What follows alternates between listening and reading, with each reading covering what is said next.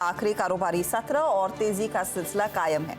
Nifty day high पर और Nifty bank आज सुबह की नरमी के बाद 100 पॉइंट ऊपर ट्रेड करता हुआ। तो क्या हो आपकी क्लोजिंग की रणनीति, उस पर करेंगे बातचीत, लेकिन पहले हेडलाइंस।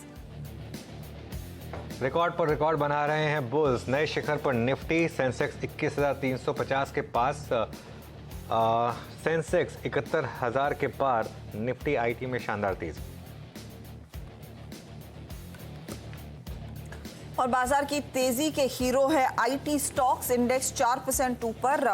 दिग्गज इंफोसिस 20 महीने की ऊंचाई पर पहुंचा। टीसीएस, पर्सिस्टेंट, एचसीएल टेक के साथ एलटीआई माइंट्री 4 से 5% भागे।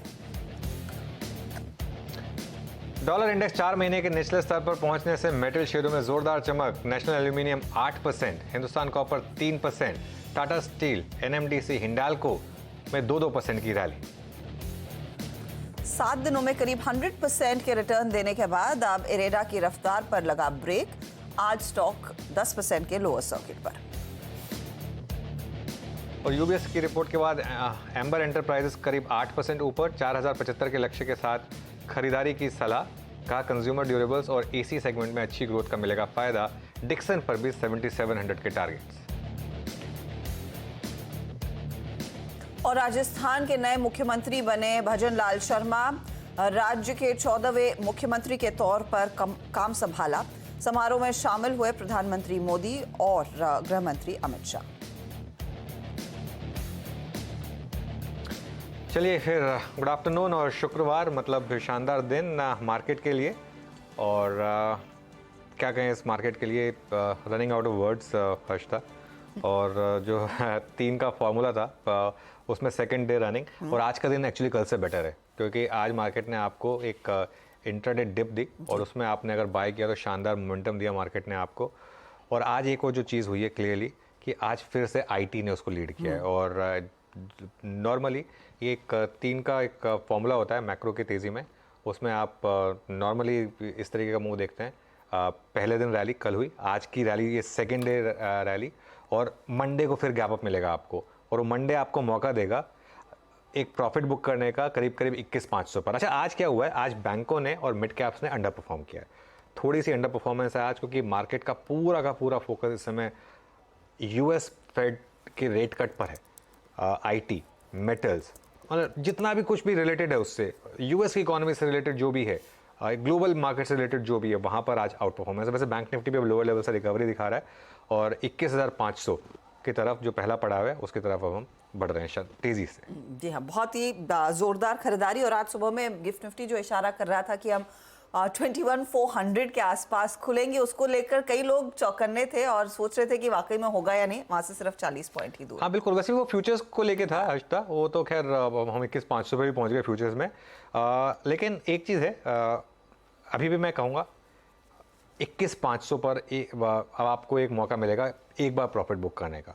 उसके बाद मार्केट आपको एक कंसोलिडेशन शायद दे दे। वो होगा मंडे को ही हो जाएगा। मंडे को गैप अप के साथ मेरे ख्याल से 21,500 हो सकता है 21,400 तो आज ही हो जाए। 21,400 420 तक हम आज चले जाएं। उसके बाद मंडे मॉर्निंग को एक गैप अप मिले, वो 21,500 पर आपको वो टारगेट एक बार बुक करने को मिलेगा। और जिस हफ्ते मैं छुट्टी पर हूँ उस हफ्ते शायद एक बार के लिए 22,000 की तरफ भी हम बढ़ें, या थोड़ा सा शायद मैं जब वापस आऊँ उसके बाद हम 22,000 देखें स्क्रीन पर। और अब एक चीज़ बहुत सिंपल है, अब आप स्टॉप लॉस ट्रेल कर लीजिए। जो 20,850 था, फिर 20,950 हुआ, आज सुबह 21,000 था। अब मैं कहता हूँ सिंपल 21,200 का ट्रेलिंग स्टॉप लॉस रख लीजिए। 21,200 का अब आप ट्रेलिंग स्टॉप लॉस रख लीजिए। लेकिन मैं बात करना चाहता हूँ आज आईटी के ऊपर। और ये देखिए 2 दिन में इंडेक्स 8% भागा है। Index, IT index, forget about stocks, IT index 2 दिन में 8% भागा है। कल 4% भागा था, आज 4% भागा है। और ये वो परसों की, जिसमें मैं कहता हूँ ना बेवकूफ़ों वाली डिक्लाइन के बाद, मतलब उस डिक्लाइन का कोई मतलब नहीं था। वो सीपीआई डेटा पर जो रिएक्ट करके और शानदार मौके मिले आपको। और इसीलिए एक चीज़ का ध्यान रखें, क्यों आपको एक मैक्रो ट्रिगर के बाद, गैप अप के बाद भी लेना चाहिए। कल निफ्टी आईटी 1.5% गैप अप के साथ खुला, लेकिन कोई दिक्कत नहीं है। 1.5% गैप अप के बाद उसने आपको स्क्रीन पे 6.5% की रैली दी है। ये आपको ट्रिगर ना हो तो नहीं मिलेगा। इसके लिए ट्रिगर हो जाए उसके बाद बाय करें, कोई दिक्कत नहीं है। मैं तो रेट्स देख देख के हैरान हूँ। परसिस्टेंट सिस्टम्स, HCL टेक, ये देखिए कल दोनों स्पॉटलाइट में थे। हाँ। और बाकी सारे के सारे IT स्टॉक्स शानदार मोमेंटम है यहाँ पर। बहुत बढ़िया तेजी। और इनफैक्ट यहाँ पर भी अगर आप वीकली परफॉर्मेंस देखेंगे तो इन IT काउंटर्स में जोरदार खरीदारी 8-8, 7-8, 9-9% के गेन्स देखने को मिले हैं। इस पर आगे भी आएंगे कि टेक्निकली अब अगला पड़ाव क्या है। अनुज तो क्लियरली कह रहे हैं कि ये रैली है जो कंटिन्यू करेगी। वीरू, गुड आफ्टरनून, बताइए आपके रेडार पर क्या आया? हर्षिता गुड आफ्टरनून, अनुज गुड आफ्टरनून। 4-5 स्टॉक्स जहाँ पे मेरी नजरें हैं। एक तो इन्फोसिस, लार्ज कैप IT ने बाहर में पार्टिसिपेट किया, लेकिन इन्फोसिस के जो स्टैट्स हैं इस वक्त बहुत ही स्ट्रॉन्ग हैं। 1565 डे हाई पर है और इस वक्त हर्षिता ये लगभग 28 फरवरी के बाद की हाईएस्ट ट्रैजेक्टरी को टेस्ट करता हुआ, 28 फरवरी के बाद की।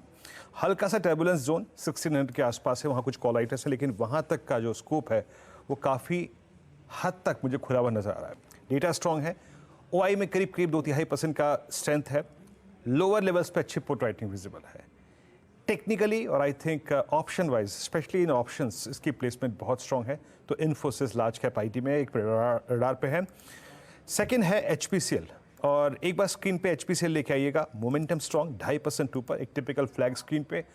OI एडिशंस यहाँ पे भी काफ़ी स्ट्रॉन्ग हुए हैं। हर्षिता लगभग 1 लाख शेयर जुड़े हैं और इसने बीते, आप समझ लीजिएगा कि 7 नवंबर के बाद, यानी पिछले लास्ट 2 सीरीज में हमेशा एक रेस्ट लिया है टेंडेमा के आसपास और वहाँ से एक स्ट्रॉन्ग पुल बैक देता है। आज सुबह भी वहीं से लिया पुल बैक और उसके बाद उस रेंज से इजेक्ट करता है। वॉल्यूम्स, प्राइस बिहेवियर सब बेहद स्ट्रॉन्ग। दूसरा स्टॉक है HPCL। तीसरा है मिड कैप बैंकिंग में, दैट्स RBL बैंक। हालांकि कुछ देर पहले मैंने SBI को पिक किया था शायद टिप्पणी करने के लिए, लेकिन इस वक्त मेरे जहन में है RBL बैंक 290 पर। ये भी अपनी मल्टी मंथ या फिर कह लीजिए कि मल्टी ईयर 31 मार्च 2020 के बाद के अब तक की हाईएस्ट ट्रैजेक्टरी को पार करता हुआ डे हाई पर कारोबार कर रहा है। बहुत स्ट्रॉन्ग ब्रेकअप, क्लियर चार्ट, बिल्कुल क्लियर चार्ट। वाइडेशंस यहाँ पे 2% के करीब 11,48,000। और एक लास्ट स्टॉक लूंगा हर्षिता यहाँ पे, मेटल्स में बहुत स्ट्रॉन्ग मूव है। टाटा स्टील ने थोड़ा सा देर में पार्टिसिपेट किया, बट 136 पर ये इस वक्त ऑलमोस्ट अप्रैल 2022 के बाद, यानी करीब 1.5 साल की ट्रैजेक्टरी को क्रॉस कर रहा है। OI देखिए करीब 4% बिल्डअप है। ये 4 स्टॉक्स मेरे रडार पे रहेंगे हर्षिता। जी हाँ, यहाँ पर भी हम देख रहे हैं काफ़ी कन्विंसिंग तेज़ी बनती हुई। तो आज मेटल्स और टेक्नोलॉजी काउंटर्स का ही बोलबाला है। ये 2 सेक्टोरल इंडाइसेस है जो आउट परफॉर्म कर रहे हैं। कुछ और ट्रेंडिंग काउंटर्स आपकी स्क्रीन पर लेकर आएंगे। कुछ वीरू ने मेंशन किए, कुछ और इस सूची का हिस्सा है। HCL tech, tech Mahindra, TCS, Wipro, बाकी सारे दिग्गज जहां पर हम देख रहे हैं लगभग 5% के गेंस देखने को मिले हैं। मेटल्स में नैल्को आज आउट परफॉर्म कर रहा है। बंधन बैंक 4.5% के गेंस पर है। डेल्टा कॉर्प और आरती इंडस्ट्रीज में भी खरीदारी के ही सौदे बनते दिखाई दिए हैं। हालांकि आज के दिन इस हफ्ते की शुरुआत में भाग चुके इंश्योरेंस काउंटर्स में कुछ करेक्शन देखने को मिला है। आज REC PLC थोड़े से साइडलाइन पर है और नेस्ले जैसे FMCG प्लेस में भी हम देख रहे हैं कुछ मुनाफा वसूली देखी गई है। तो ये इनफैक्ट वो काउंटर्स हैं तेजी और मंदी की तरफ। अब ऐसे में आपकी क्या रणनीति हो इस क्लोजिंग ट्रेड में, फंडामेंटल्स पर राय लेंगे JM फाइनेंशियल के आशीष चतुर्मोता से। टेक्निकल कॉल्स के लिए हमारे साथ है प्रकाश काबा, मानस जायसवाल, कविता जैन के साथ अमित सेठ और साथ ही साथ रुचित जैन। 2:15 बजे IT काउंटर्स जो आज के लाइमलाइट सबसे ज़्यादा इन्हीं पर है, इस पर चर्चा होगी। नुवामा इंस्टीट्यूशनल इक्विटीज़ के टेक्निकल एनालिस्ट मानव चोपड़ा ने इनफैक्ट एक डिटेल स्टडी की है कि चार्ट्स क्या इशारा कर रहे हैं, उस पर बात करेंगे। 220 पर 2023 का एक out performing counter Neyveli lignite यानी कि NLC के मैनेजमेंट से हम होंगे रूबरू। कंपनी के मैनेजिंग डायरेक्टर प्रसन्ना कुमार हमारे साथ जुड़ने वाले हैं। फिर आज 2:30 बजे के आसपास ये जो रेलवे कंपनियों में तेज़ी देखने को मिली है, बड़े ऑर्डर्स दरअसल रेलवे वैगन्स के कंपनियों के हाथ लगेंगे, ऐसा सरकार कह रही है। इसी का एक जायज़ा लेंगे, अंदाज़ा लेंगे कि किस तरह का बिजनेस ग्रोथ देखने को मिलेगा। हम बात करेंगे टेक्समैको रेल के एग्जीक्यूटिव डायरेक्टर और वाइस चेयरमैन इंद्रजीत मुखर्जी से। 240 पर ऐसे स्टॉक्स जो बाजार के लिए ATM शेयर हैं, जब मांगो पैसा दे देंगे, यानी कि अच्छे रिटर्न्स कमा कर दे रहे हैं। सुमित इस पर एक अपडेट लेकर आएंगे। 250 में मार्केट बिग वॉइस में आज हमारे साथ है एक्सिस सिक्योरिटीज़ के CIO नवीन कुलकर्णी। फिर BTST STBT ट्रेड्स और क्लोजिंग की तरफ बढ़ेंगे। ओके, चलिए फिर शुरुआत करते हैं। इस समय गाबा सर बताइए, गुड आफ्टरनून, क्या रहेगी आपकी ट्रेड? Good afternoon. स्टॉक जो पसंद है मुझे इस वक्त वो है टाटा कम्युनिकेशन। इसमें एक ब्रेकअवे गैप मिला है after a good consolidation. Trade कर रहा है 1805। स्टॉप होना चाहिए 1785 का, 20 रुपए का स्टॉप। टारगेट मेरे 1850 के हैं। हो सकता है आ जाए, हो सकता है मंडे को आ जाए, लेकिन लगता है टाटा कम्युनिकेशन जा रहा है क्योंकि ब्रेकआउट जबरदस्त है। बिल्कुल टाटा कम्युनिकेशन। टाटा कम्युनिकेशंस आज 3% ऊपर 1850 की तैयारी करता हुआ ये काउंटर, ये है गावा साहब का ट्रेड। मानस, आफ्टरनून आपका ट्रेड। गुड आफ्टरनून अक्षता जी। तो आईडीएफसी लिमिटेड में खरीदारी करने की राय रहेगी। आईडीएफसी ने कंफर्मेशन दिया है हाई टॉप साइड बटन्स का। एक रेजिस्टेंस था 125 रुपए का, स्टॉक ने उसको ब्रीच किया है। काफी बेहतर वॉल्यूम देखने को मिल रहे हैं, तो आईडीएफसी लिमिटेड में खरीदारी करनी चाहिए। 124.90 के स्टॉप लॉस लगाने हैं और 132 रुपए के टारगेट सेट करने हैं आईडीएफसी लिमिटेड में। ऑप्शन में अगर ट्रेड लेना हो तो 125 वाला कॉल ऑप्शन लिया जा सकता है। 3 रुपए 90 पैसे पे ट्रेड हो रहा है। 2 रुपए 90 पैसे के स्टॉप लॉस से आप यहाँ पर खरीदारी कर सकते हैं और 6 रुपए के टारगेट सेट कर सकते हैं। ओके, आईडीएफसी 126.75 पे डे हाई पे ट्रेड करता हुआ। कविता जी गुड आफ्टरनून, आपका ट्रेड कराएगा। गुड आफ्टरनून वीरेन जी, गुड आफ्टरनून एवरीवन। वेल, मेरा ट्रेड होगा HPCL पर, हिंदुस्तान पेट्रोलियम। एक अच्छा प्राइस राइज और OI राइज हम देखें काउंटर में, और अपने 10 EMA से ये दोबारा अच्छा बाउंस बैक भी दिया है। Derivative setup is also seems to be good. 387 ऊपर यहाँ पर एक अच्छा मोमेंटम बनना चाहिए। इन फ्यूचर्स 391 395 के प्राइस टारगेट के लिए HPCL पर एक बाय ट्रेड इनिशिएट किया जा सकता है। स्टॉप लॉस मेंटेन करना चाहिए 382 का। ओके, चलिए HPCL ये इस समय कविता जी की ट्रेड हो गई। आशीष चतुर्मोता को भी जोड़ लेते हैं। आशीष गुड आफ्टरनून। आशीष, आपके रेडार पर कौन सा स्टॉक? तो अनुज, स्टॉक के बदले पहले मैं एक थीम की बात करूंगा, और जो बहुत बड़ा चेंज इन ट्रेंड हमें लगता है होने की तैयारी हो रही है। एक जो कल फेडरल रिजर्व ने जो बात की कि इंटरेस्ट रेट को जो आने वाले 3 बार में कम से कम करने की रेट कट की बात की है, और ये एक बहुत ही बड़ा सिग्नल मार्केट के लिए बनेगा। इससे मुझे लगता है 3 सेक्टर्स बहुत ही पॉजिटिवली इम्पैक्ट होंगे। पहला तो होगा आईटी, क्योंकि आईटी में जो ग्रोथ को लेके कंसर्न्स थे, जैसे इंटरेस्ट रेट कम होगा, कहीं ना कहीं मार्केट का अजम्पशन रहेगा कि ग्रोथ वापस आना शुरू हो सकती है, और उसके प्रीएम्प्टिव रैली मेरे हिसाब से आईटी के अंदर बरकरार रहेगी। हालांकि लास्ट 2 दिनों में 5% निफ्टी का आईटी इंडेक्स ही बढ़ गया, पर उसके बावजूद भी मेरा ये मानना है कि आउट परफॉर्मेंस लंबे समय तक अब चलता हुआ देखने को मिलेगा, क्योंकि ये अंडर परफॉर्मेंस भी ऑलमोस्ट 2 साल का था। तो ये 5% की रैली जो हुई है, ये इसकी रैली को कहीं रोकेगा नहीं। तो कोई भी डिप आपको आईटी के स्टॉक्स में एक बहुत ही बेहतरीन अपॉर्चुनिटी देगा, और इसको प्ले करने के लिए इस बार मैं आईटी 20 के साथ जाना चाहूंगा, रेदर देन हमने काफी बार पहले परसिस्टेंट एलटीआई एलटीएम की बात की, बट इस बार मैं समझता हूँ आईटी 20 का जो इंडेक्स है, जो करीब 37 रुपए 60 पैसे के आसपास ट्रेड कर रहा है, इस इंडेक्स पे फोकस कीजिए, क्योंकि अक्रॉस द बोर्ड जब तेजी आएगी तो इंडेक्स बहुत ही बढ़िया चलेगा। और इसमें मेरा मानना है ये 44-45 तक के लेवल्स जो पुराने ऑल टाइम थे, वो उसको ये क्रॉस करता हुआ आईटी 20 का इंडेक्स दिखाएगा। तो एक बेट तो मेरी आईटी के अंदर में इस ईटीएफ पे रहेगी, और डिस्क्लोजर की ये स्टॉक्स और ईटीएफ हम इनको काफी क्लोजली ट्रैक करते हैं और लेते भी हैं पोर्टफोलियो में।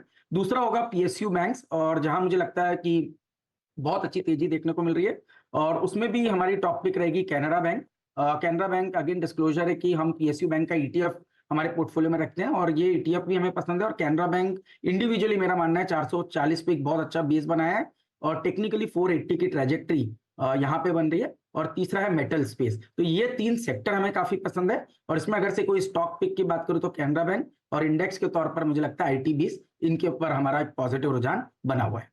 टेक्नोलॉजी इंडेक्स निफ्टी आईटी में एक ट्रेड लेकर चले, और अगर स्टॉक लेना है तो कैनरा बैंक आप पिक कर रहे हैं। रुचित, बताइए आपका ट्रेड इस घंटे का।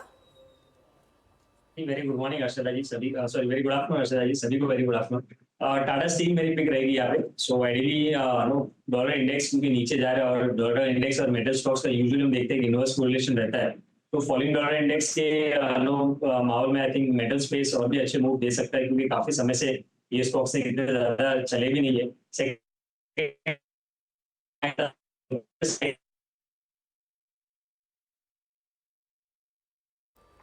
रुचित का आज भी लिंक थोड़ा सा गड़बड़ है। टाटा स्टील पर एक बाय कॉल आता हुआ, यहाँ पर एक अपॉर्चुनिटी तेजी की साफ पर। हाँ सॉरी, मैं एकदम से मेरी एक नज़र गई, SBI लेकर आई है एक बार, और पता है मैं क्यों नज़र गई उसके ऊपर? क्या मतलब मार्केट में कई बार चीज़ें होती हैं, ये देखिए फाइनली इसने अपना वो 52 वीक हाई क्रॉस किया। इसके 52 वीक हाई की प्लेट लेकर आइए। आज सुबह तक 52 हाई दिखा रहा था आपको 15 दिसंबर 2022। मेरे ख्याल से हमारे सिस्टम में इसको अपडेट होने में टाइम लगता है, तो आज शाम को अपडेट होगा, तो शायद आज भी आपको दिखाए 15 दिसंबर 2022 का हाई। और आज क्या डेट है? 15 दिसंबर 2023। बिल्कुल जैसे कहते हैं ना, एक लिखा हुआ था कि 15 दिसंबर को ही 52 वीक हाई हिट होना था। 15 दिसंबर 2022 को 52 वीक हाई हिट हुआ और अब 15 दिसंबर 2023 को जाके 52 वीक हाई हुआ। क्या सिमेट्री है, क्या ज़बरदस्त सिमेट्री है। और ये अब एक वो ब्रेकआउट जो एक बैंक निफ्टी में एक मिसिंग पीस था, एक ये था। वो HDFC बैंक चल चुका था, एक महीने में 10% चल चुका है। SBI एक मिसिंग पीस था, ये मेरे ख्याल से अब वो एक मिसिंग पीस जो है वो पूरा हो रहा है। ये 3.83% गेन आप देख रहे हैं एक ईयर का, ये पूरा का पूरा आज का ही है बेसिकली, जो आज इसमें एक ब्रेकआउट आया है। आशीष चतुर्वेदी, क्या व्यू होगा अब इस समय SBI पर?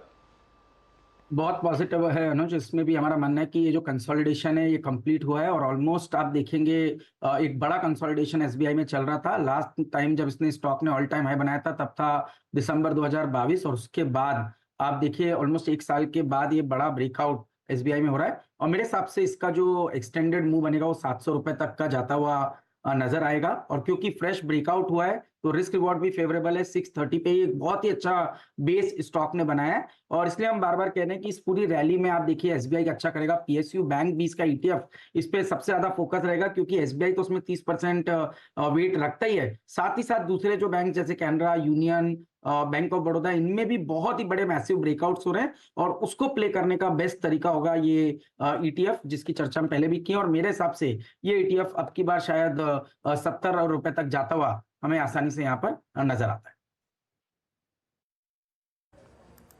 जय एसबीआई का चलना, ऑल टाइम हाई पे आना और निफ्टी बैंक को एक पुश देना। निफ्टी बैंक इस वक्त कल की जो हाईएस्ट ट्रैजेक्टरी है उसको सुबह अभी इसने फिर टेस्ट किया। कल का स्विंग हाई भी वही था, मॉर्निंग स्विंग हाई भी वही था। Nifty PSU bank index at day high. और इस बीच आप जरा पीएनबी को भी लेके आइए। पीएनबी भी एक ट्रेड स्विंग देता हुआ लगभग 91.45 पे, ये भी मॉर्निंग स्विंग हाई को पार करता हुआ। रुचित, एक बार जरा पीएनबी पे अपना टेक देंगे। ये भी इस दौर के हाईएस्ट लेवल पे अभी भी डे हाई पर आके ट्रेड कर रहा है।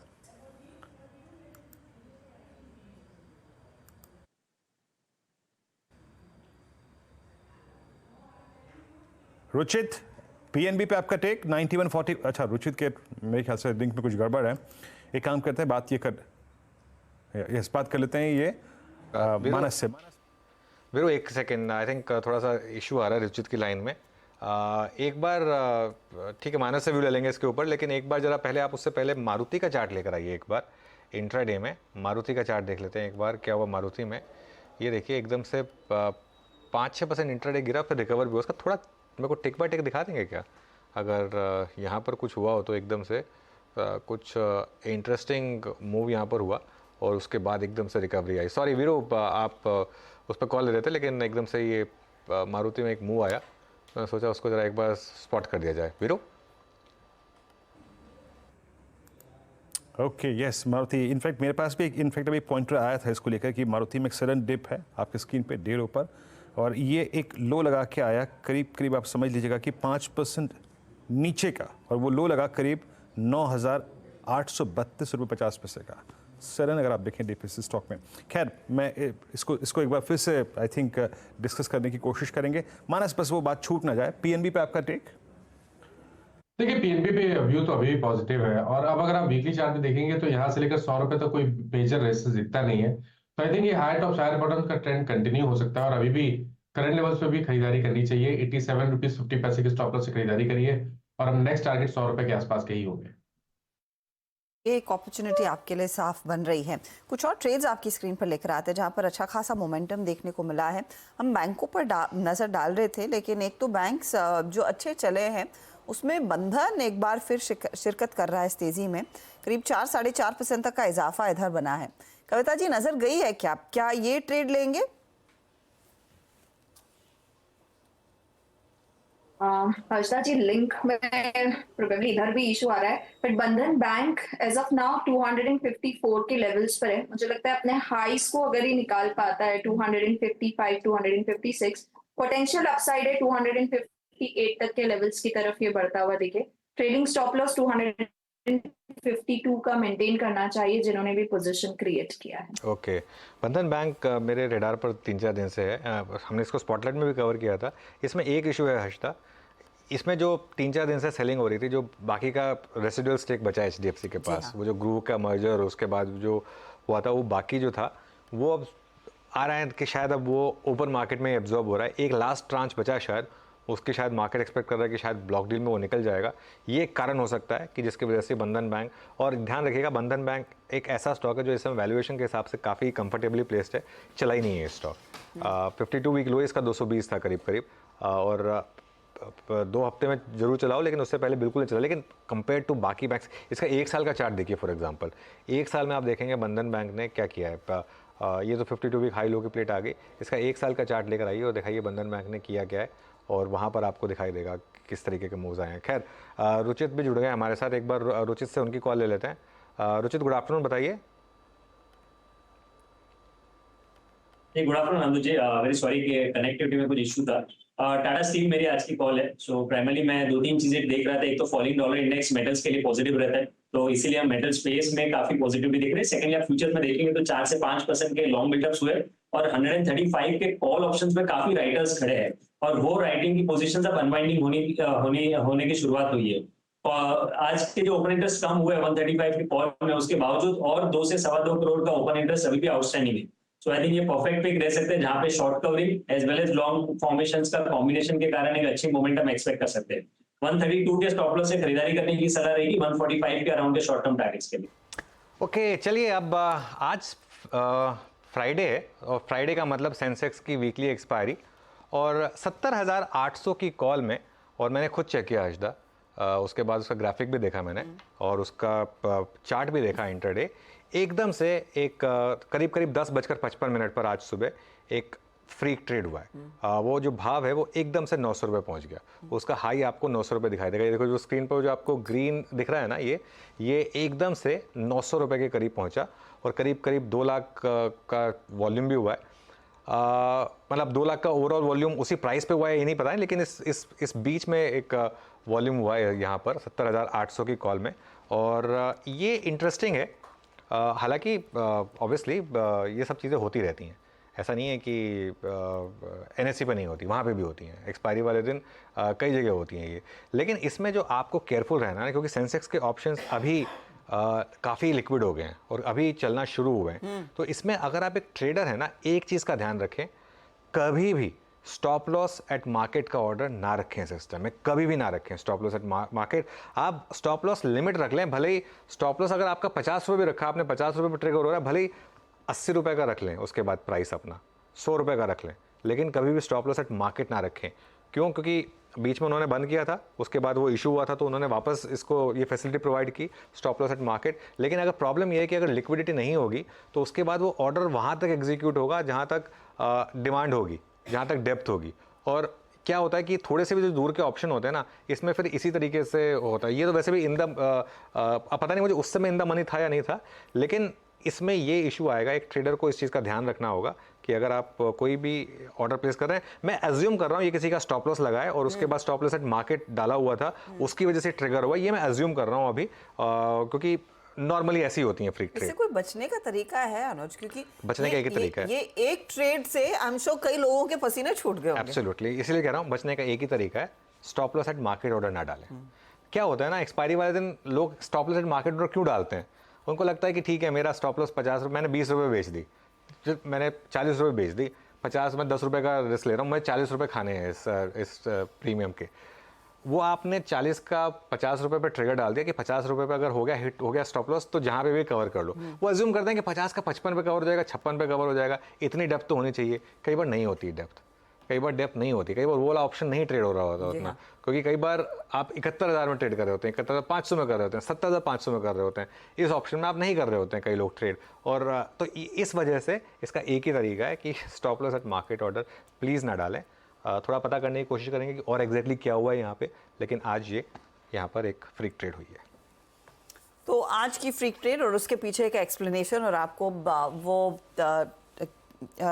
वो बता भी चल गया है कि कैसे अवॉइड करेंगे आप इस पर्टिकुलर सोल्यूशन को। लेकिन हाँ, हुआ तो है एक बड़ा अजीब व गरीब फ्रीक ट्रेड उस पर्टिकुलर कॉल में। चलिए, लेकिन अब आते हैं एक ऐसे सेक्टर पर जो आउट परफॉर्म कर रहा है और यहाँ पर तेज़ी रुकने का नाम नहीं ले रही है। अच्छा, उससे पहले एक बार निफ्टी बैंक फिर से प्लीज स्क्रीन पर लेकर आएंगे डायरेक्टर साहब, क्योंकि ये 190 पॉइंट है, एसबीआई का पूरा मूव अब आपको स्क्रीन पर दिखाई देगा, क्योंकि एसबीआई खुद 3% भाग चुका है और निफ्टी बैंक अब 218 अंकों की बढ़त पर कारोबार करता हुआ। कंट्रीब्यूटर्स आपकी स्क्रीन पर आ जाएंगे। सुबह से कोटक का साथ था। इनफैक्ट मुझे याद है 11 बजे के आसपास मैं ये काउंट कर रही थी कि कौन कौन ड्रैगर्स हैं। उसमें आईसीआईसीआई, एचडीएफसी के नाम थे, लेकिन अगर आप अब देखेंगे तस्वीर, एसबीआई एब्सोल्युटली टॉप में है निफ्टी बैंक की इस तेजी को और जान डालने के लिए। उसके बाद एचडीएफसी बैंक आ रहा है जो डे लो से अच्छा खासा रिवर्सल दिखा चुका है और कोटक में तेजी, बैंक ऑफ बड़ौदा में तेजी बची है। देखते हैं आईसीआईसीआई बैंक टर्न करेगा या नहीं। वैसे आईसीआईसीआई बैंक का भी अगर आप हाल देखें तो ये सब अब सिर्फ 0.26% की ही गिरावट पर रह गया है, जहां पर सुबह में अच्छा खासा दबाव था। तो निफ्टी बैंक में भी एक अच्छा खासा रिवर्सल आता हुआ, लेकिन रिवर्सल आ चुका है आईटी कंपनियों में। फेड के बयान के बाद यहाँ पर एक नई जान, एक नई ऊर्जा, तेजी का एक करंट दौड़ रहा है और पिछले 3 हफ्तों से निफ्टी आईटी इंडेक्स की अगर आप चाल देखेंगे तो उसमें साफ तौर से तेजी देखने को मिली है। अब इसकी एनालिसिस हमने कल भी की थी, आज भी जारी रहेगी, लेकिन क्लियरली इस पर्टिकुलर निफ्टी आईटी के चार्ट पर अगर आप देखेंगे तो ब्रेकआउट देखने को मिला है। हमारे साथ नुवामा इंस्टीट्यूशनल इक्विटीज के डायरेक्टर मानव चोपड़ा जुड़ गए हैं, जो चार्ट्स को काफी क्लोजली पढ़ते हैं। मानव ने इनफैक्ट आईटी इंडेक्स पर, निफ्टी आईटी में एमएसीडी क्रॉसओवर को लेकर एक दिलचस्प स्टडी की है। पहले तो एमएसीडी क्रॉसओवर मेरे जैसे लोगों के लिए समझाइए जो ज्यादा इन कॉम्प्लिकेटेड टर्म्स में नहीं फंसते, क्या मायने हैं और आपने निफ्टी आईटी में क्या आइडेंटिफाई किया है? जी बिल्कुल, अगर हम देखें तो आई फर्स्टली आंसर के एमएससीडी इंडिकेटर क्या है। It is just like another indicator that we have is RSI, but MSCD का मेन पर्पस है trend identification. It is a combination of using certain moving averages. मैं ज्यादा complicate नहीं करूंगा, but ये इंडिकेटर को अगर हम लॉन्ग टर्म चार्ट्स पे रखें, जिस तरह मैंने आपको लास्ट 10 ईयर्स का प्लॉट किया है, एंड 10 ईयर्स के चार्ट्स में सिंस 2010 4 बार ऐसे हमें सिग्नल मिला है जब भी एमएससीडी ने एक बुलिश क्रॉसओवर दिया है। बेसिकली इट कंफर्म्स के जो डाउन ट्रेंड है वो कंप्लीट होता है, वहां से एक न्यू बुल मार्केट स्टार्ट होने का इंडिकेशन मिलता है। अगर हम ये चार्ट पे भी देखें तो जिस तरह मैंने प्लॉट किया है, जो हमें पहला सिग्नल मिला था वो फेब 2013 में था। उसके बाद हमें एवरेज 22 मंथ्स का बुल मार्केट रैली देखने मिला, फॉलोड फिर उसके बाद हमें अक्टूबर 2017 में कंफर्मेशन आया एंड अगस्त 2020 एंड रिसेंटली हमें दिसंबर में भी वो कंफर्मेशन आया है। सो पास्ट के एनालिसिस अगर हम करें तो जिस तरह हमने देखा है एवरेज वहां से एमएससीडी क्रॉसओवर आने के बाद on the long term charts हमें 6 महीने में अप्रोक्सीमेट 28% एवरेज रिटर्न्स हमें देखने मिलता है on the IT index, and longer term में 12 months to 15 months period of the time 60% average returns देखने मिला है। सो मेरा ऐसा मानना है कि आईटी इंडेक्स को एक शॉर्ट टर्म ब्रेकआउट पर्सपेक्टिव के हिसाब से ना देख के in fact it should be played for more like a structured medium term long term call. And IT index ये एक सेक्टर है लास्ट 10 सालों में जिसने कोविड के पार्ट को छोड़ के कभी वी शेप रिकवरी रैली नहीं दी है। सो इसके पहले जब भी हम बॉटमिंग फॉर्मेशन देख रहे थे, बुलिश कंफर्मेशन जब भी 2013 में पहली बार आया on the long term chart, उसके पहले 2010, 11, 12 के आसपास हम देखेंगे एक साइडवेज कंसोलिडेशन पैटर्न बन रहा था जो 2016, 17 में भी हमें देखने मिला, एंड रिसेंटली हमें 2022-23 का जिस तरह बेस फॉर्मेशन हमें देखने मिला है इन आईटी इंडेक्स, जिसमें काफी ज्यादा news based shakeouts, earning revision estimates and negative fundamental news देखने के बाद किस तरह आईटी इंडेक्स एक बेस फॉर्मेशन बनाता है, फिर उसके बाद एक एमएससीडी में हमें बुलिश क्रॉसओवर देखने मिलता है एंड फिर वहां से एक स्ट्रॉन्ग स्ट्रक्चर्ड रैली देखने मिलती है।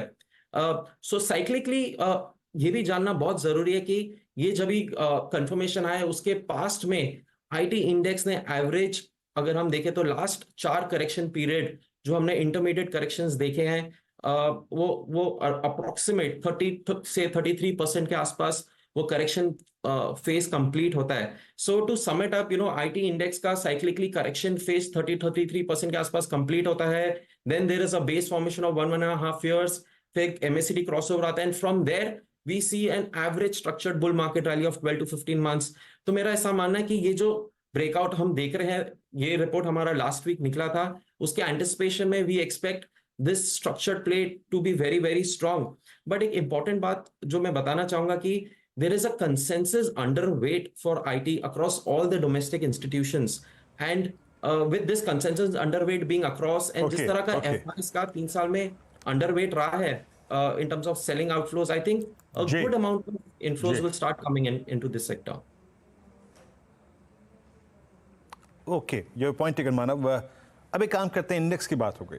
अब अगर मुझे इसको स्टॉक्स पे ट्रांसलेट करके बात करना हो, आप जब ये टिप्पणी कर रहे हैं निफ्टी आईटी को लेकर, इससे पहले निफ्टी आईटी चल भी चुका है, लेकिन उससे ज़्यादा कहीं ज़्यादा चल चुका है with in the IT mid cap IT. अगर मैं कहूँ कि इस चार्ट की स्ट्रेंथ को प्ले करने के लिए मुझे अगर फोकस करना है तो किन स्टॉक्स को फोकस करूँ?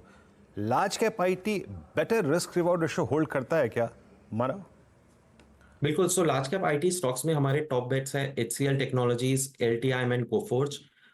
इनफैक्ट हमें ब्रॉडर पर्सपेक्टिव से ये भी देखना है कि किस तरह अगर आईटी इंडेक्स में हम अपसाइड 40 to 50% एक्सपेक्ट करें, तो there are pool of stocks which could give a run up of at least 50 to 80%, and many mid cap stocks can actually be a good opportunity for multi baggers. अगर हम Coforge का chart देखें तो classical monthly charts पे एक sideways consolidation होके हमें ये महीना एक स्ट्रॉन्ग ब्रेकआउट सिग्नल मिला है, कैशलेट बाइंग दिखा है, एंड उसका अगर पैटर्न आइडेंटिफिकेशन करें, so upside projected target is close to 10,000 to 12,000, and risk reward is very much in favourable because the broader theme of IT has just begun. And अगर HCL technologies की बात करें from the frontline space, मेरा ऐसा मानना है कि HCL technologies ने काफी अच्छा स्ट्रॉन्ग रिलेटिव आउट परफॉर्मेंस दिया है versus other frontline Nifty IT names. And इसका मेरा मानना है कि जो अपसाइड हम प्रोजेक्शन देख रहे हैं HCL टेक्नोलॉजीज का, I think a structured play for next 6 to 8 months. I will not be surprised to see that HCL Technologies will be close. Our working targets is close to 18 to 1900 levels. So these are my top bets from the IT sector, and from the mid cap. What the other name that we like is Tata Elxsi. अगर Tata Alexei का भी हम देखें तो structure काफी अच्छा बना है, अक्यूमुलेशन पैटर्न्स हमने देखे हैं, एंड टाटा एलेक्सी का previous all time high from current levels is also 15% away, and हमारा अपसाइड टारगेट 30% का है उस पे.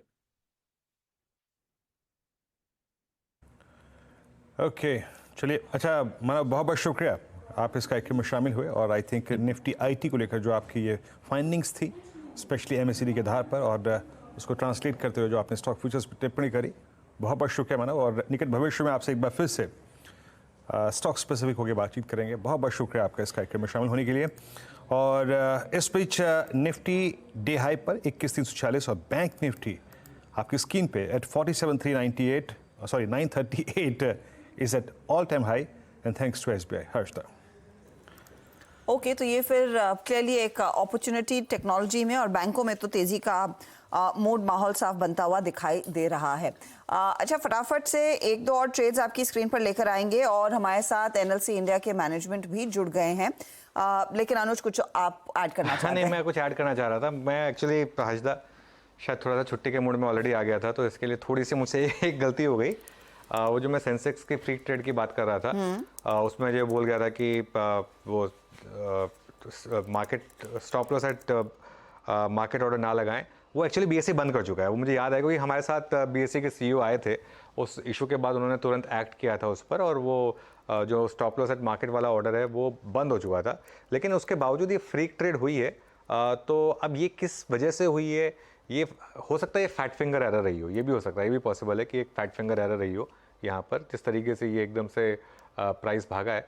लेकिन जस्ट मैं क्लैरिफाई कर दूँ, वो जो आई थिंक मेरी तरफ से थोड़ा सा स्लिप ऑफ टंग हो गया था, क्योंकि stop loss eight market order तो एक्सचेंजेस अब बंद कर चुके हैं. NSE में पहले ही बंद था, BSE भी बंद कर चुका है.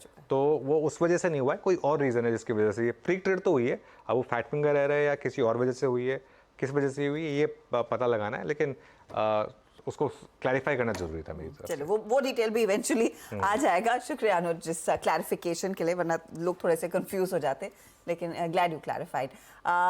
अब एनएलसी इंडिया, ये आपकी स्क्रीन पर लेकर आएंगे। आपको याद होगा कल परसों ही इसका जिक्र हुआ था क्योंकि स्टॉक में तेजी थी, और वैसे अगर आप देखें ये पूरा साल 2023 का इस स्टॉक के नाम रहा है। 130% तक के दमदार रिटर्न्स देने में कामयाब रहा है। अभी अपडेट ये भी आ रहा था कि कंपनी को सरकार ने नॉर्थ धाडू कोल ब्लॉक के लिए ऑर्डर जारी कर दिया है।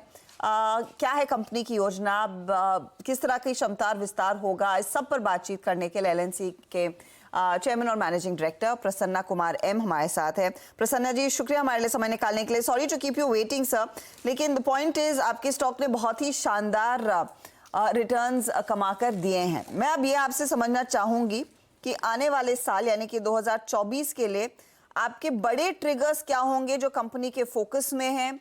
क्या वो प्राइमरीली इस बात पर आप ध्यान देंगे कि आप अपनी रिन्यूएबल कैपेसिटी को कितना और बढ़ा सकते हैं? धन्यवाद मैडम, आपका शुभकामना के लिए। और ये पूरा श्रेय जो है टीम एनएलसीएल को जाता है। और जैसे भी आप बता रहे हैं कि हमारा जो मेन फोकस आगे भी रहेगा, रिन्यूएबल कैपेसिटी एडिशन पे ज़्यादा फोकस देते हुए, साथ ही साथ हम लोग कन्वेंशनल कैपेसिटी एडिशन को भी साथ साथ आगे ले जाने का कोशिश कर रहे हैं। और माइनिंग सेक्टर में भी जैसे आप बताया, कल हम लोगों को नॉर्थ दादू कोल माइन का अलॉटमेंट ऑर्डर मिला था गवर्नमेंट से, और ये हम लोग इसको जल्दी से जल्दी इस माइनिंग ऑपरेशन से भी स्टार्ट करने के लिए पूरा तैयारी किए हुए हैं। और आगे जाके भी और हम लोग और कमर्शियल कोल ब्लॉक्स ऑक्शन में पार्टिसिपेट करके, और अब हमारा जो अभी का जो प्रोडक्शन कैपेसिटी है 50 मिलियन मीट्रिक टन, उसको हम लोग 2030 तक 82 मिलियन मीट्रिक टन तक ले जाना चाह रहा है। उसी डायरेक्शन में सभी कदम आगे बढ़ा रहे हैं। और प्रसन्ना जी, ये 82 मीट्रिक टन की जो आप बात कर रहे हैं, ये कोल वाले मामले में है? हाँ, कोल वाले मामले में।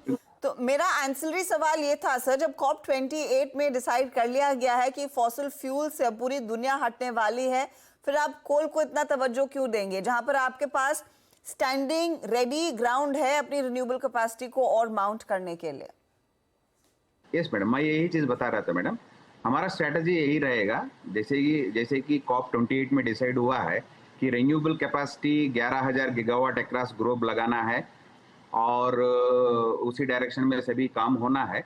और साथ ही साथ अभी जो एग्जिस्टिंग थर्मल पावर स्टेशन हैं उसका एनर्जी एफिशिएंसी का भी कॉप 28 में डिसीजन हुआ है कि इस एफिशिएंसी इंप्रूवमेंट जो है 4% करना है। जैसे कि आप जानते हैं मैडम कि ये जो renewable capacity and conventional capacity दोनों रहेगा, तभी हमारा फ्यूचर एनर्जी रिक्वायरमेंट्स पूरे होंगे। 2047 का प्रोजेक्शंस में भी ज़्यादा से ज़्यादा एनर्जी रिक्वायरमेंट कन्वेंशनल सोर्सेज के थ्रू आएगा। तो हम वही मैं बता रहा था कि हम एग्रेसिवली रिन्यूएबल कैपेसिटी ऐड करते हुए हम कन्वेंशनल कैपेसिटी पे भी हमारा ध्यान इक्वली मेंटेन कर रहे हैं, सो दैट फ्यूचर का पावर रिक्वायरमेंट अच्छी तरह से पूरी हो। जी प्रसन्ना जी, मैं एग्जैक्टली जो आपके कैपेसिटी एडिशन हो रहे हैं, स्पेशली जो मार्च से लेकर 2024 से लेकर कैपेसिटी ऐड हो जाएगी, उसमें से कुछ एडिशंस आपके 2024 में मार्च से शुरू होने लगेंगे, both in solar and thermal. By the end of 24 कितना एडिशन हो जाएगा? जो भी कैपेसिटी एक्सपेंड होगी उसका कितना अंश ऐड हो चुका होगा?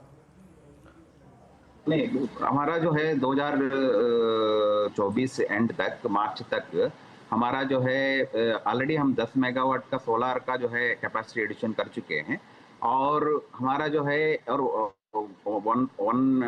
2 गीगावाट का सोलार में काम चल रहा है। लेकिन 2024 फाइनेंशियल ईयर में हमारा जो है अराउंड 100 मेगावाट का सोलार कैपेसिटी एडिशन का एक्सपेक्टेड है। बाकी एडिशन होगा। जो प्रोजेक्ट्स हम लोग जीते हैं गुजरात में 600 मेगावाट, राजस्थान में 800 मेगावाट, और सीपीएस स्कीम में जितना भी स्कीम है वो सभी जो है 24-25 में हमारा पूरा कैपेसिटी 2 गीगावाट का कैपेसिटी एडिशन रिन्यूएबल में रहेगा। और कन्वेंशनल में तो हमारा अभी तालाबेरा थर्मल पावर स्टेशन है, वो अभी टेंडरिंग हम लोग कर चुके हैं, तो हम लोग दिसंबर तक हम लोग इसको अवार्ड करेंगे और इसका प्रोडक्शन होगा 27-28 में इसका फर्स्ट यूनिट का प्रोडक्शन स्टार्ट होगा। अच्छा सर, ये अप्रॉक्सीमेटली इस टेन्योर में जो ये टाइम फ्रेम है 24 से लेकर 28 तक का, इसमें कैपेक्स टोटल कितना है सर आपका? नहीं, हमारा जो कैपेक्स टारगेट है 2030 तक 82,000 करोड़ का कैपेक्स का हमारा टारगेट है, जिसमें 20,000 करोड़ का रिन्यूएबल में है और बैलेंस 60,000 करोड़ थर्मल और माइनिंग सेक्टर में है। मिस्टर प्रसन्ना, पिछली बारी जब आपसे बात हो रही थी हम लिग्नाइट माइंस पर भी चर्चा कर रहे थे, वहां का कोई ताजा अपडेट आप दे पाएंगे लैंड एक्विजिशन एक्सेट्रा को लेकर?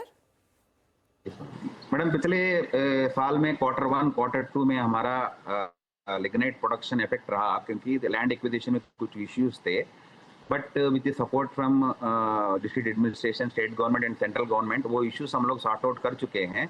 अराउंड 558 हेक्टेयर्स ऑफ लैंड हम लोग ऑलरेडी हमारा पोसेशन में आ गया है और हमारा प्रोडक्शन कैपेसिटी इंप्रूव करने का सभी स्टेप्स लिया हुआ है। तो हम लोग उम्मीद करते हैं कि Q4 से हमारा जो lignite production levels normal level जो टारगेटेड हैं उस लेवल तक पहुंच जाएंगे। बहुत बहुत शुक्रिया हमारे लिए समय निकालने के लिए mister Prasanna, and wishing you all the very best for 2024।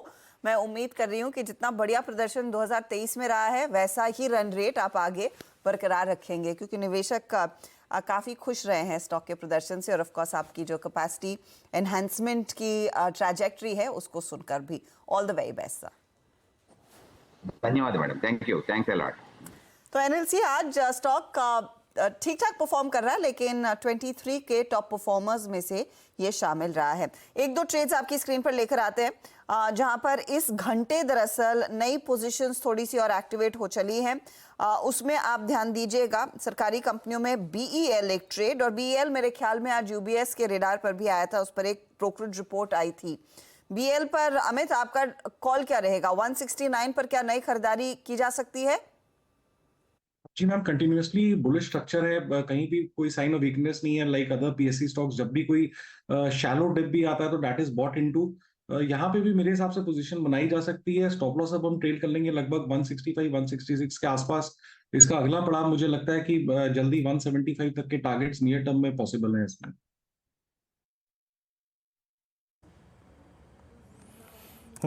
BEL आज सुबह सुबह UBS ने करीब 205 के लक्ष्य दिए थे, स्ट्रॉन्ग मोमेंटम है ये।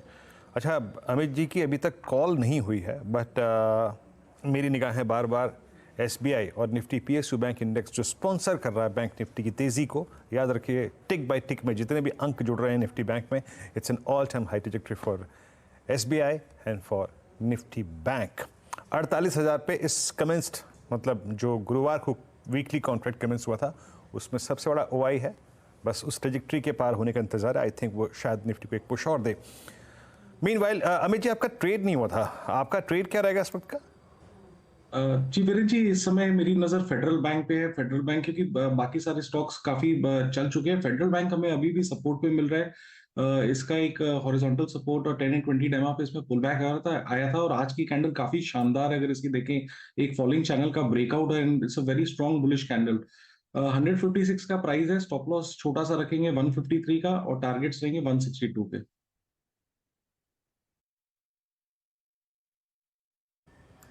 ओके, फेडरल बैंक 156.40 पे डे हाई की ट्रैजेक्टरी में आके ट्रेड कर रहा है, और स्क्रीन पर अगर आप इस वक्त देखें तो कुछ ताज़ा तरीन ब्रेकआउट्स भी हैं। और एक बार लेके आइए, हर्षदा मैं आपको एक स्टॉक दिखाऊंगा स्क्रीन पे। मेरे ख्याल से हम सब अपने करियर में इतना स्ट्रॉन्ग स्विंग पावर स्टॉक्स में PSU में पहली बार देख रहे हैं। NTPC एट 300 पर, और हर्षदा ये सितंबर 2020 में इसका भाव था 80 रुपये, और सिर्फ इसी फरवरी से लेके अब तक इस स्टॉक में आप लगभग समझ लीजिएगा 120 रुपये का मूव। क्या गजब का मूव। और याद रखिएगा, NTPC पर फ्लैग पैटर्न ने बहुत पैसा बना के दिखाया है, ठीक वही पैटर्न जो निफ्टी बैंक में परसिस्ट करती है अभी। और इस पर मेरी बात बहुत हुई है मानस से। माइनस ये लीजिए 300, दैट मीन्स आपने इस मंथली कॉन्ट्रैक्ट के 300 के कॉल राइटर को भी, इसमें काफ़ी सिग्निफिकेंट वाई खड़ा था, प्लीज़ इसका आउटस्टैंडिंग वाई रखिएगा एक बार, उसको क्रॉस कर दिया। यानी टेक्निकली 9-10 रुपए का स्विंग तो वैसे ही आना चाहिए। आपका व्यू क्या कहता है एनटीपीसी पे? बिल्कुल, देखिए 2 दिन पहले भी एनटीपीसी पे बात हुई थी और तभी भी ये व्यू था कि 300 रुपए तक के लेवल्स तो देखने को मिल जाएंगे, तो 300 रुपए तो आ गए हैं, लेकिन अब क्योंकि एक फ्रेश ब्रेकआउट है तो अब आपके नए टारगेट 310 रुपए के आसपास के रहेंगे और अभी भी अपॉर्चुनिटी है, मेरे ख्याल से तो अभी भी खरीदारी करनी चाहिए। रिस्क रिवॉर्ड मैच करता है, रिवॉर्ड के फेवर में है, तो 296 के स्टॉप लॉस से आप करंट लेवल्स पे खरीदारी करिए और 310 के टारगेट सेट करिए, और या तो 300 वाला कॉल ऑप्शन भी आप खरीद सकते हैं एनटीपीसी का। 7 रुपए 70 पैसे के आसपास ट्रेड हो रहा है वो ऑप्शन, वहां पर आपको 5.5 रुपए का स्टॉप लॉस लगाना है और 13 रुपए 14 रुपए के टारगेट सेट करना है। टीपीसी पर एक बहुत ही सॉलिड ट्रेड, इनफैक्ट ऐसा ही ओएनजीसी के साथ भी हुआ है। ओएनजीसी भी आपको इस समय 3% ऊपर दिखाई देगा और पिछले 10-15 मिनटों में यहाँ पर भी एक अच्छा स्पाइक देखा जा रहा है। वो चार्ट भी आपकी स्क्रीन पर लेकर आते हैं। इस बीच आप दिखाइएगा डॉलर रुपी भी, क्योंकि डॉलर रुपी दरअसल बहुत ज़ोरदार बढ़त दिखा रहा है। रुपी में मजबूती बनती हुई और ये इनफैक्ट 30 पैसे का स्ट्रेंथ दिखा रहा है। एक चीज़ आपने नोटिस की होगी वीरू, पिछले कुछ ट्रेडिंग सेशंस में ये बहुत ही छोटे दायरे में ट्रेड करता हुआ और धीरे धीरे करके रुपी की स्ट्रेंथ लौटती हुई दिखाई दे रही है टुवर्ड डॉलर। तो 8303 के आसपास इस समय ट्रेड देखने को मिला है। चलिए एक और स्पेस की बात करते हैं, और यहाँ पर कल खूब एक्शन देखने को मिला था। रेलवे कंपनियां, आप नाम लीजिए, और वो रेलवे स्टॉक्स भागे थे। आज भी कुछ काउंटर्स में इंटरेस्ट देखने को मिला है। दरअसल देश में रेलवे की कायाकल्प करने की पूरी तैयारी सरकार कर रही है, और आज एक अखबार में एक डिटेल्ड आर्टिकल आया कि कैसे अगले 5 साल में रेलवे 1 लाख करोड़ रुपए के नई ट्रेनें खरीदने की योजना बनाने वाली है। अब ये बेसिकली हो रहा है, पैसेंजर डिमांड बढ़ रही है, उसी को केटर करने के लिए इस मेगा प्लान में रेलवे कंपनियां को फायदा होगा। उनमें से एक है टेक्समैको। हमारे साथ कंपनी के एग्जीक्यूटिव डायरेक्टर और वीसी इंद्रजीत मुखर्जी जुड़ गए हैं। इन्होंने इनफैक्ट हाल ही में एक 33,400 वैगन्स का ऑर्डर भी जीता है। इसका ज्यादा अगर उल्लेख कर पाए मुखर्जी जी, फिर बाकी चीजों की बातचीत करेंगे।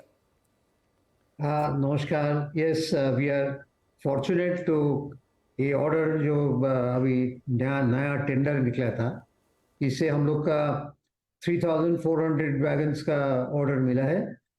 ये टोटल क्वांटिटी था 11,000 का क्वांटिटी से हम लोग को 3,400 मिला है। हम लोग इसी चाहते थे इसके लिए कि we had to match this with our manufacturing capacity also. तो हम लोग खुश है। तो पूरा आप कह रहे हैं 3,400 वैगन्स का ऑर्डर है। ये कब से आपको दरअसल एग्जीक्यूट करना होगा ऑर्डर, कब तक डिलीवरी पीरियड है, अगर वो डिटेल्स भी हमें दे सकें? हाँ जरूर। इसका प्रोडक्शन, इसका डिलीवरी चालू है कि जून 2024 से।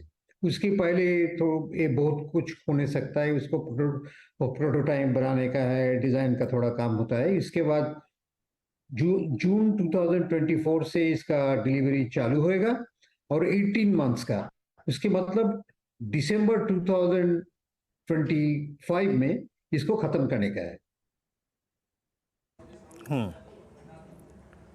ओके, दिसंबर 25 में ये ऑर्डर खत्म होगा। अच्छा मिस्टर मुखर्जी, आपने जो बात अभी कही, जिसको मैं सुन रहा था अभी, कि ये order in parity to your capacity exactly match करता है। सर अभी थोड़ा सा मैं जानना चाहूँगा, क्योंकि रेलवे से अब ऑर्डर काफ़ी मिल रहे हैं, उनका काफ़ी बड़ा, अगर आप देखें तो कैपेक्स प्लान है, तो आप लोग खुद अपनी कैपेसिटी अगले 1-1.5 वर्षों में कितनी ऐड करेंगे सर? देखिए, ये बहुत इंटरेस्टिंग क्वेश्चन है। अभी हम लोग का मई 2022 में हम लोग को 20,000 का ऑर्डर मिला, और हमको हमारा प्रोडक्शन रेट अभी जो पहले करते थे उससे 3 टाइम्स बढ़ गया ऑलरेडी। और हमारे अभी ऐसी उम्मीद है कि इसको हम लोग और 4.5 to 5 टाइम्स और बढ़ जाएगा। उसके मतलब हम लोग अभी समझिए कि अभी 700 वैगन एक महीना में बनाते हैं, पहले हम लोग 200 बनाते थे, तो इसमें हमको 800 करके हम लोग 1000 टच करेंगे। ये हमारा अभी इमीडिएट प्लान है। इसके ऊपर प्राइवेट ऑर्डर भी है, और ये जोड़ने से जो हम लोग का कैपेसिटी अभी हम लोग अच्छा से करने सकता है, उसके लिए हम लोग को मैंने बोला 3400 ही हम लोग को अभी मैच कर रहा है। ये पूरा ही हम लोग को एग्जिस्टिंग 2 फैसिलिटीज है वैगन बनाने का, हम लोग उसमें ही डी बॉटलनेकिंग कर रहे हैं। बहुत उसको हम लोग मार्जिनल कैपिटल इन्वेस्ट भी कर रहे हैं इसमें, इसको ठीक करने के लिए, और बहुत कुछ मैन्युफैक्चरिंग टेक्नोलॉजी जो है, रोबोटिक्स और स्ट्रीमलाइनिंग, इसमें हम लोग काम कर रहे हैं अभी। ओके मिस्टर मुखर्जी, ये जो आपने कहा ये 1000 units per month by commencement of 24, मतलब अगले फिस्कल के कमेंसमेंट से पहले हम लोग का जो प्लान है इसमें हम लोग बाय 1 अप्रैल तो जरूर इसको टच करने का है, उसको पहले भी करने सकता है। ओके मुखर्जी जी, ये आज जो अखबार में डिटेल लेख आया है कि अगले 5 सालों में 1 लाख करोड़ तक के ट्रेन्स पर खर्चा होगा, पैसेंजर ट्रेन सरकार बढ़ाना चाहती है। कुछ अंदाजा है कि किस तरह के ऑर्डर्स फिर फ्लो होंगे इंडस्ट्री की तरफ? आप कितना पार्टिसिपेट कर पाएंगे? जरूर हम लोग को इंटरेस्ट है। अभी तक हम लोग पैसेंजर मोबिलिटी जो कम्यूटर मोबिलिटी में नहीं है, लेकिन हम लोग का जो इंटरनल डेवलपमेंट कर रहा है, विच इसमें हम लोग का डिज़ाइन भी कर रहा है, थोड़ा सा हम लोग को प्रस्तुति कर रहा है इसके लिए कि जब वो टेंडर आएगा तब हम लोग रेडी हो जाएगा इसमें रिप्लाई करने के लिए, and also we will be in a position to cater to this demand. So right now we are making our internal preparations for the commuter mobility. As you know, there are various parts of it, like you have to do have the propulsion system, you have to have your mechanical part of it, which is making the car body shell, interior, air conditioning. ये सब में हम लोग का जो competency और हम लोग को डेवलपमेंट डिपार्टमेंट बहुत काम कर रहा है इसमें। करंटली हम लोग का basic business, most of the business are in the freight cars. So I have one final question to you, sir. Considering वो ईस्टर्न फ्रेट कॉरिडोर तैयार है, western is just about to be done. I think 80% work is done. How much is business going to flow? FY24 के लिए कुछ खास guidance जो आप FY25 के लिए रखना चाहेंगे सामने? इसमें तो बहुत डिमांड है। I can tell you, I can split it into 2 parts. एक है इंडियन रेलवे का ऑर्डर, और हम लोग जो सुन रहा है अभी वो 20,000 का एक टेंडर आया था, उसमें 11,000 का डिसीजन मिला, उसमें हम लोग का 3,500 मिला, एज आई सेड 3,400, और 9,000 का अभी तक डिसीजन नहीं है। और सुन रहे कि और 20,000 और 20 and 10 30,000 का टेंडर भी आने का बात सुना है। सो ये सब लेके तो वहाँ से 40,000 का अभी समवेयर नियर दैट हम लोग देख रहे हैं इंडियन रेलवे से आएगा। प्राइवेट वैगन में भी जो प्राइवेट वैगन खरीद करते हैं वहाँ भी बहुत डिमांड है इसके लिए कि अभी थोड़े टाइम के लिए वो जनरल पर्पस स्कीम का रुक गया है, लेकिन वो पेंडिंग में 500 से 600 रेक का, उसके मतलब 3,500 से 4,000 वैगन का पाइपलाइन में है, उसका अभी तक ऑर्डर नहीं आया। सो सब मिला के demand is going to be very high. और आप मैक्रो इकोनॉमिक्स भी देखिए, for movement of coal, essential materials like commodities like coal और आयरन और सीमेंट, ये सब का तो बहुत घाटती है अभी वैगन का। So that demand will keep on going up. I see that next 3 to 5 years this demand will keep on going up and up. And perhaps the railway segment and railway companies like yours अगले 3 से 4 साल में एक golden period में उतर रही हैं। बहुत बहुत शुक्रिया mister Mukherjee, wishing you all the very best. Ashish Chaturmohta, ये एक सेक्टर है जो आप ट्रैक करते आए हैं। इस समय कोई नया ट्रेड रेलवे में लिया जाए, आपने पूरी चर्चा सुनी, तो अपॉर्चुनिटी भरपूर है। बिल्कुल भरपूर है हर्षदा, और इस पे तो काफी समय से बात कर रहे हैं। इनफैक्ट टीटागढ़ वैगन मुझे याद है हमने करीब 350-400 के लेवल्स पे आपके शोज पे शुरू की थी इसकी बात। और डिस्क्लोजर है कि स्टॉक आज भी हमारे पोर्टफोलियो के अंदर में बना हुआ है और अभी तो खैर ऑलमोस्ट मोर देन 3x ये स्टॉक लास्ट 7-8 महीनों में हो चुका है। पर अभी हमें लगता है कि जो अपॉर्चुनिटी का साइज है वो इतना ज्यादा बड़ा है कि ये सेक्टर, ये स्टॉक्स पूरे रीरेट हो सकते हैं। तो जहां पहले 75 वैगन्स अ मंथ टीटागढ़ बनाता था, 250 वैगन्स अ मंथ बनाने की बात चल रही है और इवेंचुअली 1000 वैगन्स का टारगेट ये कंपनी कर रही है। तो उसके लिए आप देखा अभी बीच में भी रिसेंटली कंपनी ने QIB किया और फंड रेज किया, क्योंकि इस तरह की ऑर्डर बुक को फुलफिल करने के लिए एक जबरदस्त कैपिटल रिक्वायरमेंट होगी और वो ये कंपनी कर रही है। साथ ही साथ हमें अच्छा लगता है कि ये कंपनी के काफी एक जेवीज हैं, रामकृष्णा फोर्जिंग के साथ एक व्हील सेट में अलॉय व्हील्स के लिए इनका एक जेवी है। साथ ही साथ इटली की कुछ कंपनी के साथ इनका जेवी है। तो ये प्लेटफॉर्म रेडी है और बड़े ऑर्डर बुक यहाँ पर पे आ रहे हैं। तो ये कंपनी जो है, जो हमारे पोर्टफोलियोज में भी है और हमें लगता है कि इसमें अभी भी ट्रेंड काफी अच्छा बना रहेगा। दूसरा मुझे लगता है RVNL जैसी कंपनी, इसके अंदर भी डिस्क्लोजर की स्टॉक हमारे पोर्टफोलियो में काफी समय से है, रेलटेल और RVNL हमें काफी पसंद है। और RVNL पे टेक्निकली मेरे हिसाब से एक बड़ा ब्रेकआउट मंथली चार्ट्स पर हो रहा है। तो 172 174 पे अच्छा बेस बना हुआ है और चार्ट्स को देख के मुझे लगता है कि 220 230 तक की जगह RVNL जैसे स्टॉक में भी देखने को नजर आ सकती है। जी हाँ, इस बीच जनाब आप सोच के बैठिए कि आपका इरादा क्या है देखने का। और इरादा अगर आपका था 21,400 को देखने का, तो ये लीजिए आपकी स्क्रीन पे 21,400 done and 48,000 on Nifty bank done. लगभग आप समझ लीजिएगा कि 21,387 और Nifty bank thanks to State Bank of India पहली बार अपने करियर में शिखर पर 48,000 निफ्टी बैंक पर और निफ्टी करीब 21,389 और इंट्राडे हाई रहा 21,391 शिखर पर। और अगर मैं इस वक्त निफ्टी IT को देखूं तो 1,304 अंकों के इजाफे के साथ मेरे ख्याल से अपने करियर में ये जो 2 सेशंस थे इनका अगर आप एडिशंस देखें, लगभग 33,444 कल ओपनिंग हुई थी, यानी 33,500 से 34,500, 34,500 से अगर आप देखें 35,500, यानी 2,000 पॉइंट का स्विंग। गजब, और Nifty day high, bank Nifty day high and thanks to State Bank of India. Director साहब एक बार PSU बैंक रखिएगा और SBI भी अपने शिखर पर आता हुआ। तो markets at day high, Nifty bank at all time high. अब यहीं से शुरुआत करते हैं आज के चार का चौका की। चार ट्रेड्स आपकी स्क्रीन पर आएंगे। महाराज जायसवाल सस्ता ऑप्शन है, फिर सुपरस्टार कविता जैन और चार्ट के चमत्कार अमित सेठ और मिड का फंडा आशीष चतुर्मुता के सौजन्य से आएगा। समय का मेरे पास अभाव है, आइए एक एक करके शुरू करते हैं। मानस बताइए क्या पिक कर रहे हैं आज, आपका ट्रेड सस्ता ऑप्शन क्या रहेगा?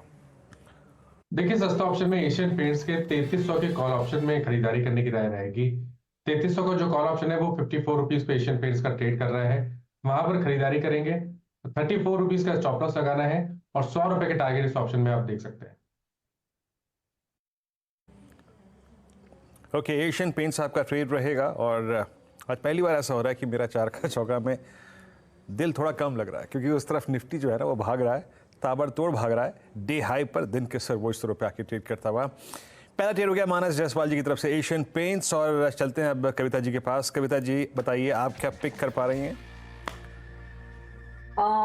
मैं बैंक ऑफ बड़ौदा को लेकर जाना चाहेंगे। 224 के लेवल्स पर है, मुझे लगता है 228 230 के प्राइस टारगेट्स के लिए बैंक ऑफ बड़ौदा के फ्यूचर्स पर एक ट्रेड इनिशिएट किया जा सकता है।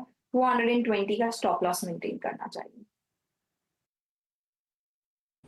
Okay, bank of Baroda futures बिल्कुल सही जगह अपने, अगर आप देखें तो कहीं ना कहीं स्ट्राइक किया है Kavita ji. PSU banks move strong, bank of Baroda day high पर आके ट्रेड करता हुआ इस वक्त। और आपकी स्क्रीन पे ये जो 2% की तेजी है उसके नीचे अगर आप वो लाल वो डिजिट देखें, that's OI decline, that means short covering. जो शॉर्ट्स थे वो कवर होते हुए।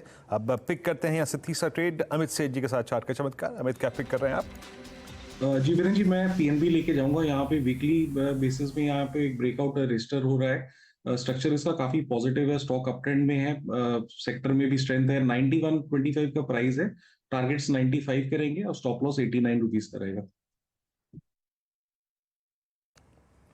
ओके, PNB सबकी नज़र में इस वक्त PSU बैंक से हैं, ठीक है। और ये लीजिए 21,399.65। हर्षदा आ गई कि नहीं आ गई? हर्षदा ये लीजिए आपके लिए। आप सोच के आइए, क्या सोच के आई थी कि 21,400? ये लीजिए हो गया।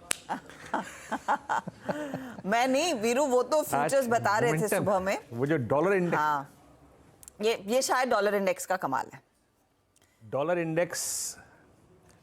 इंडेक्स रुपए को देखिए, जब पैसा आता है तो यही होता है। It's all about A momentum. इस बार के इस एक हफ्ते में, 1.5 हफ्ते में ना आशिता, 2007 की याद आई है। स्पेशली 2007 की सबसे स्वर्णिम युग था हमारे करियर का 2007, ठीक उसी की याद आई है। खैर, एक ट्रेड बचा हुआ है आशीष चतुर्मोता जी का, वो ले लेते हैं पहले। आशीष, क्या पिक कर रहे हैं आप आज का मिड कैप फंडा? बिल्कुल, तो इसमें वीरू मैं डिस्क्लोजर देना चाहूंगा कि स्टॉक हमारे पोर्टफोलियो में, और इसकी चर्चा हम पहले भी कर चुके हैं। स्टॉक है रेल विकास निगम लिमिटेड, इसी को मैं कवर करूंगा अपने मिड कैप और स्मॉल कैप फंडा के तौर पे। देखिए, काफी अच्छी कंपनी है मेरे हिसाब से। अभी आप देखेंगे तो करीब करीब इनको 120 प्रोजेक्ट जो है मिनिस्ट्री ऑफ रेलवेज ने जो है इन्होंने एग्जीक्यूट किए। और अभी आप देखेंगे 2021-22 के अंदर में इन्होंने रेलवे लाइंस का काम किया। और एक अभी जो हमें लगता है कि ये जो कंपनी है, ये आने वाले समय में मल्टी मॉडल लॉजिस्टिक पाथ के अंदर में काम शुरू कर रही है, जहां पर पे NHAI ने करीब करीब 35 जो लोकेशन से उसको आइडेंटिफाई किया है। और इसमें RVNL जो है वो पार्टिसिपेट करेगा रिलायंस के साथ बाय स्पेशल पर्पस व्हीकल, और जिसके अंदर में 600 करोड़ की इक्विटी लगेगी, और उसके अंदर RVNL करीब करीब 26% शेयर लेगा। तो ये मुझे लगता है एक न्यू अपॉर्चुनिटी है जो नए बिजनेस वर्टिकल के तौर पर देखी जाएगी। और इसके अंदर में 45 साल का करीब करीब एक ऑपरेशन मेंटेनेंस का काम रहेगा इस लॉजिस्टिक पाथ के अंदर। तो ओवरऑल मेरा ये मानना है, और जैसे अपन बात कर रहे थे कि 10 लाख करोड़ का गवर्नमेंट ने केपेक्स बजट किया था, उसके अंदर में 2,40,000 करोड़ ऑलमोस्ट रेलवेज को दिया। तो ये एक बहुत ही बड़ी रेवेन्यू विजिबिलिटी पूरे रेलवे कंपनीज के लिए बन रही है, और खासतौर पर RVNL पे, जिसकी वजह से हमें लगता है रेवेन्यू जो है वो 20% कैगर से आने वाले 3 साल ग्रो करेगी। इसको देखते हुए मुझे लगता है कि चार्ट्स पर आप देखेंगे तो एक बहुत ही अच्छा स्ट्रक्चर भी हाई टॉप हाई बॉटम का वीकली चार्ट्स पर बन रहा है, और 174 पे का सेगमेंट पे फोकस करते हुए, और निफ्टी आपकी स्क्रीन पर अब 21,400 और 48,060 पे Nifty bank at all time high. Harshada ji हाँ, जमकर खरीदारी और अच्छी तेजी इस मार्केट में बनती हुई, और आपको स्क्रीन पर वो गेंस मिल रहे हैं। निफ्टी बैंक भी इस बीच विरूप जो हाल ही में मतलब अभी पिछले आधे घंटे में अपनी तेजी को फिर से कंट्रोल में लाने की कोशिश में है। 332 अंकों की बढ़त पर कारोबार करता हुआ, और यही वजह है कि आज हमारे सारे जानकारों ने बैंकिंग स्टॉक्स पर ही फोकस किया है। चलिए, अब रिकॉर्ड ऊंचाई पर मार्केट्स, और अब एक इस तरह के रिकॉर्ड ब्रेकिंग नंबर्स के बीच की तेजी में और कैसे भाग लिया जाए, किन आइडियाज पर बेट किया जाए, इस पर बात करते हैं। एक्सिस सिक्योरिटीज के चीफ इन्वेस्टमेंट ऑफिसर नवीन कुलकर्णी हमारे साथ है।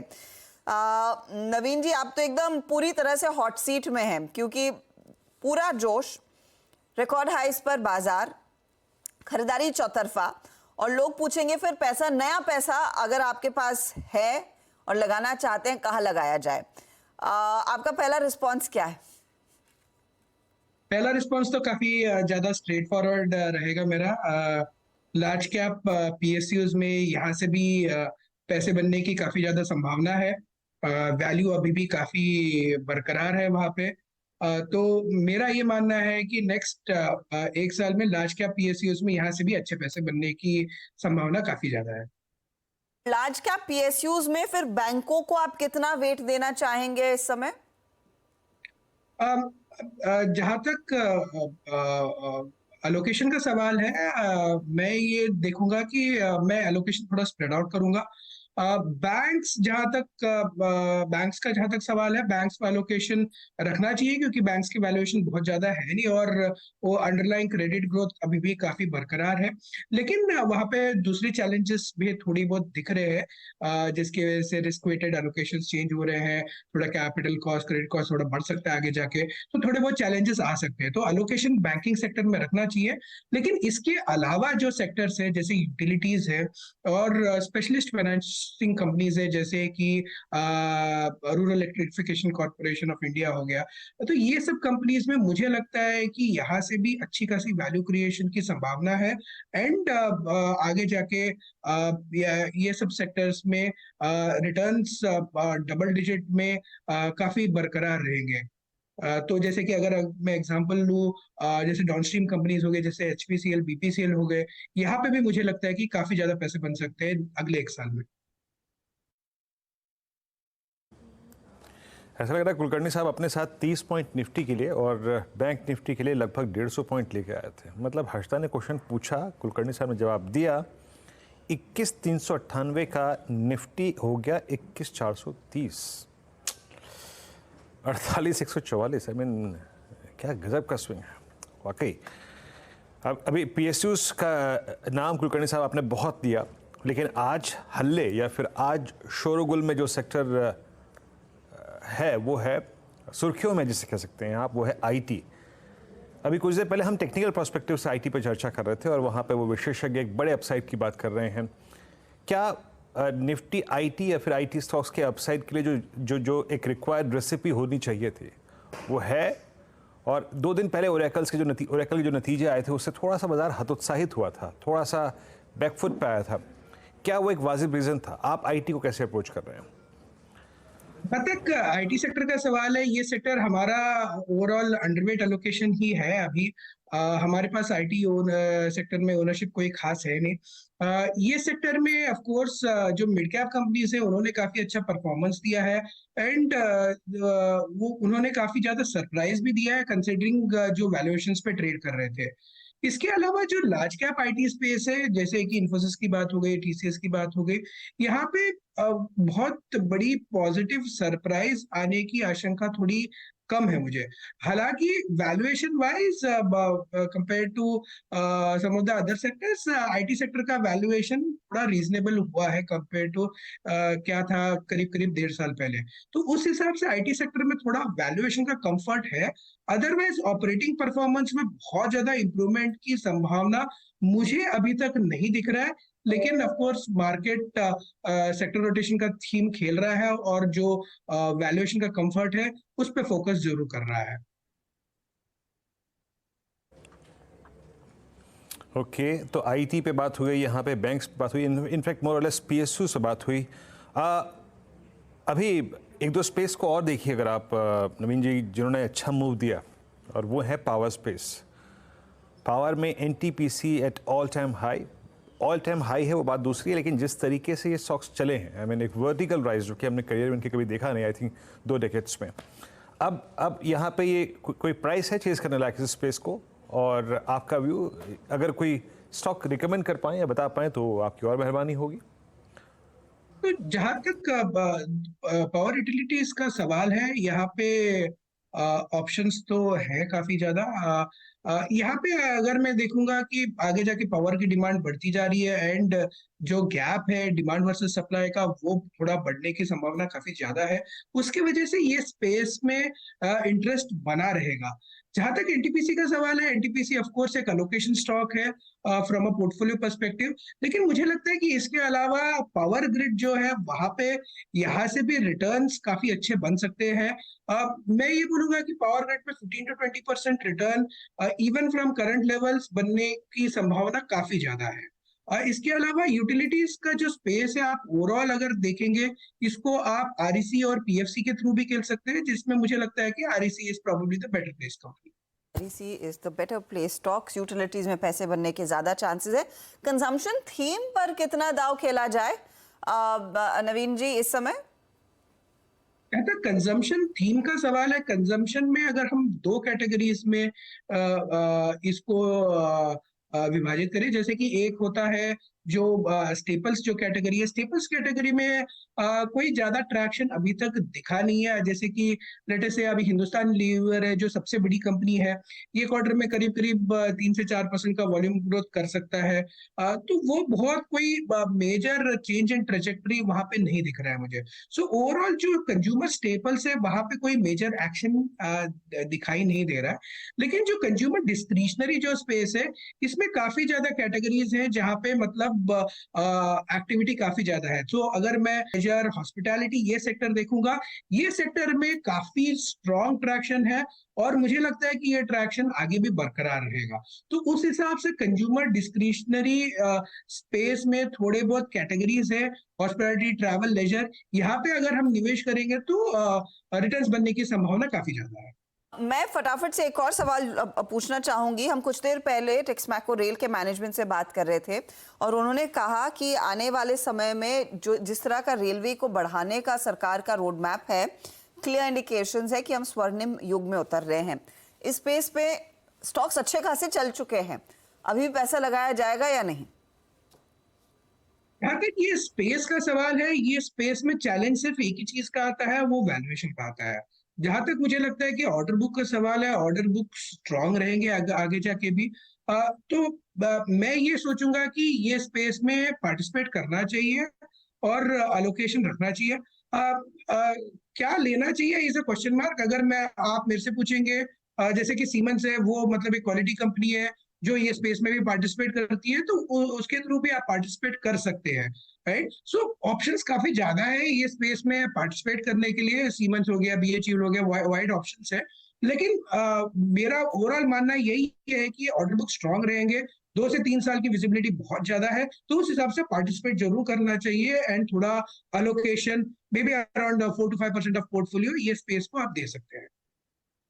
नवीन, बहुत बहुत शुक्रिया हमारे लिए समय निकालने के लिए, एंड बधाई हो कि हम एक बहुत ही जोरदार तेजी में हैं। बस उम्मीद है कि ये चमक बरकरार रहे। Have a great weekend sir. Market का हाल अब आपकी स्क्रीन पर एक बार फिर लेकर आते हैं। 245, अब इनफैक्ट 250 पॉइंट कह लीजिएगा, क्योंकि 248 अंकों की तेजी आ चुकी है। पूरे 250 पॉइंट की बढ़त आपको निफ्टी दिखा रहा है 21,432 के लेवल्स पर।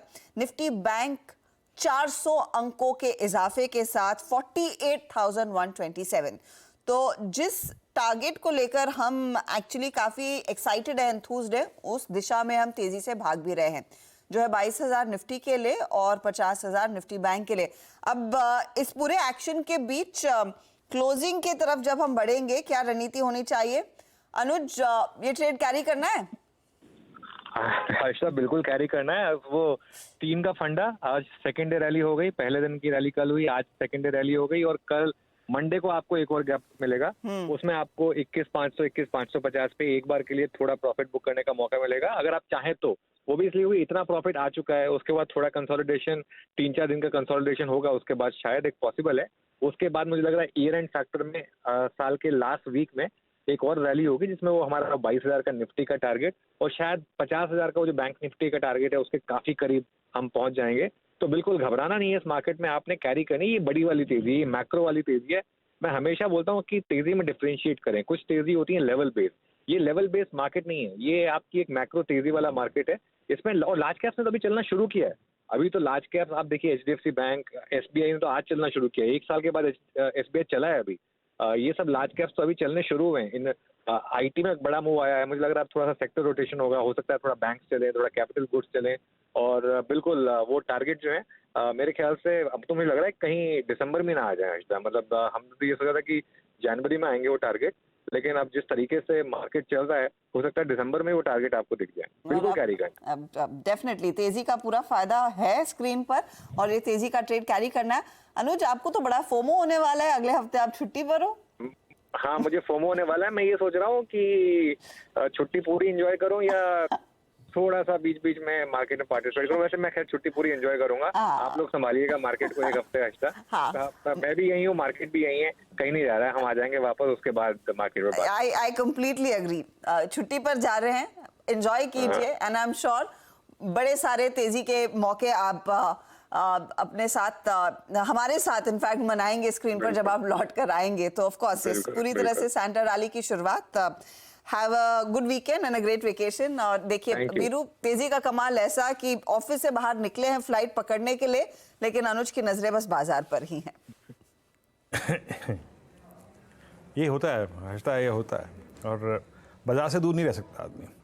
मुझे मालूम है अनुज वहाँ भी जाके जरूर देखेंगे, कोई ना कोई साइट या फिर कोई नज़रिया होगा जिससे देख लेंगे, जुड़ने की कोशिश करेंगे अनुज से। हालांकि मंडे अनुज आएंगे, उनसे करेंगे बातचीत। But yes, we are at day high, we are at all time high 21,441, Nifty bank करीब 48,128 ऑल टाइम हाई। एक काम करते हैं यहाँ पर, थोड़ा सा जो ट्रेड्स हैं जो हमें कैरी करने हैं शुक्रवार के लिए, BTST trades, STBT trades, STBT नहीं होगा लेकिन हाँ मुँह से निकल जाता है, लेकिन फिर भी बात कर लेते हैं। मानस, पहला ट्रेड आप क्या कैरी करेंगे सोमवार की सुबह के लिए? देखिए, सोमवार की सुबह के लिए फेडरल बैंक पे खरीदारी करने की राय रहेगी।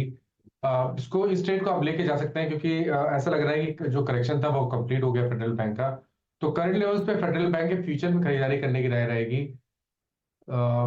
जो उसके प्राइस है वो 157.25 चल रहे हैं। तो इसके फ्यूचर में खरीदारी करिए, 155 रुपए का स्टॉप लॉस लगाइए और 163 रुपए 163 के टारगेट सेट करिए फेडरल बैंक के फ्यूचर में। फेडरल बैंक का फ्यूचर तेजी का ट्रेड ये लेकर जाएं। अमित, आप क्या लेंगे? जी मैम, मैं टाटा स्टील लेके जाऊंगा। Strong weekly closing candle, strong structure, काफी दिनों बाद एक डेली में भी स्विंग क्रॉस कर रहा है। 136 का प्राइस है, 134 स्टॉप लॉस और लगभग 140 के टारगेट फॉर बीटीएसडी। तो टाटा स्टील 140 के टारगेट, बीटीएसडी 140 तो आसानी से आ जाएगा, लेकिन हाँ ये स्टॉक है जिसमें और तेजी बढ़ेगी। गाबा जी, आपका क्या प्लान है? क्या स्टॉक आइडेंटिफाई किया है? मैंने आइडेंटिफाई किया है अडानी एंटरप्राइज। लगता है यहाँ पर थोड़ा रेसिलियंस है। ट्रेड करा है 2991 पर, स्टॉप होगा 2925 पर। और मेरे ख्याल से अंदर अपसाइड जो टारगेट है 3150 के नजर आते हैं। अडानी एंटरप्राइज। ओके, कविता जी आपका ट्रेड कैरी करेंगी मंडे मॉर्निंग के लिए? या वेन जी, सो पिडिलाइट इंडस्ट्रीज इसे कैरी करेंगे। 2657 के लेवल्स पर है। आई बिलीव 2680 टू 2700 तक के लेवल्स के लिए इस पर एक बाय ट्रेड इनिशिएट करें। स्टॉप लॉस मेंटेन करना चाहिए 2635 का। ओके, आपका पिडिलाइट हो गया। तो आप क्रूड की इस आई थिंक नरमी का पिछले, हालांकि क्रूड आज हल्का सा पुल बैक था उसमें, but still you are picking Pidilite. Ruchit, आपका ट्रेड क्या रहेगा? जी मंडे के लिए विप्रो में खरीदारी करके जाने की सलाह रहेगी। सो आईटी स्पेस में विप्रो ने भी अपने जो प्रीवियस स्विंग आइज थे 444 इसके ऊपर के ब्रेकआउट आज दिए। सो आई थिंक यहाँ पे एक फॉलोअप वो एक्सपेक्ट करें, क्योंकि वॉल्यूम्स भी डेली एवरेज वॉल्यूम से बाकी आईटी स्टॉक्स की तरह काफी बेहतर है। तो करंट लेवल्स पे विप्रो खरीदारी करके जाए, 440 के नीचे के स्टॉप लॉस रखें, 460 के अराउंड के टारगेट्स के लिए। तो ये फिलहाल देखिए एक और तेजी वाला ट्रेड। और आईटी बैंक्स, पिडिलाइट जैसे ट्रेड्स में तेजी की पोजीशन और ऑफ कोर्स मेटल्स में तेजी की पोजीशंस आप लेकर चलेंगे। हमारे जानकारों ने कुछ आपके लिए स्टॉक्स आइडेंटिफाई किए हैं, लेकिन बाजार में देखिए तेजी की धूम ऐसी है कि आप जो स्टॉक पकड़े उसमें रौनक बनी है। लेकिन इस तेजी में कुछ ऐसे नगीने हैं जो बिना रुके बिना थके लगातार सालों से शानदार रिटर्न दे रहे हैं। कौन से हैं बाजार के वो एटीएम, ये आपके लिए पेश करते हैं सुमित के साथ। तो बाजार के एटीएम यानी कि वो शेयर जो कि पिछले 5 सालों में एक बार भी नेगेटिवली क्लोज होते हुए नहीं दिखाई पड़े और लगातार एक कांस्टेंट कंपाउंडर के तौर पे कामकाज कर रहे हैं। पहले एक पर्सपेक्टिव आपके सामने कि अगर आप 7% के ब्याज से पैसा लगाते हैं कहीं, तो 10 साल लगते हैं आपका पैसा दोगुना होने में। अगर आप 15% के सालाना रिटर्न के हिसाब से पैसा लगाते हैं तो 5 साल लगते हैं आपका पैसा डबल होने में। और अगर किसी शेयर में जो कि 20% का सालाना रिटर्न देता है तो आपको 3.5 साल लगते हैं रफली एक पैसा अपना डबल करने में। तो कुछ शेयर इसी तरह के जहां पर कॉन्स्टेंटली अच्छी परफॉर्मेंस आई है। मिसाल तौर पर जेएसडब्ल्यू स्टील एवरेज 30% का रिटर्न यहां आता हुआ दिखाई पड़ा है और कहीं 14% से लेके 70% तक का रिटर्न बीते 5 सालों में, लेकिन एक भी साल नेगेटिव रिटर्न नहीं आता हुआ दिखाई पड़ा। इसी तरह की परफॉर्मेंस टाइटन की तरफ से भी आई है। निफ्टी में करीब 8% का या 3% का मिनिमम रिटर्न, 60% का पॉजिटिव रिटर्न, लेकिन बीते 5 सालों में एक भी साल ऐसा नहीं जहां पर नेगेटिव रिटर्न टाइटन ने दिया हो। एक एवरेज रिटर्न एम&एम का 30% का रहा है, लेकिन पिछले 5 साल में यानी कि 19 से लेकर 23 के बीच में कोई भी ऐसा साल नहीं जबकि यहां पे नेगेटिव रिटर्न आता हुआ दिखाई पड़ा हो। लाइकवाइज रिलायंस इंडस्ट्रीज, देश की सबसे बड़ी कंपनी, 7% का रिटर्न पिछले 5 सालों में मिनिमम और 31% का मैक्सिमम, लेकिन ऐसा कोई भी साल नहीं जबकि नेगेटिव रिटर्न यहां से आता हुआ दिखाई पड़ा हो।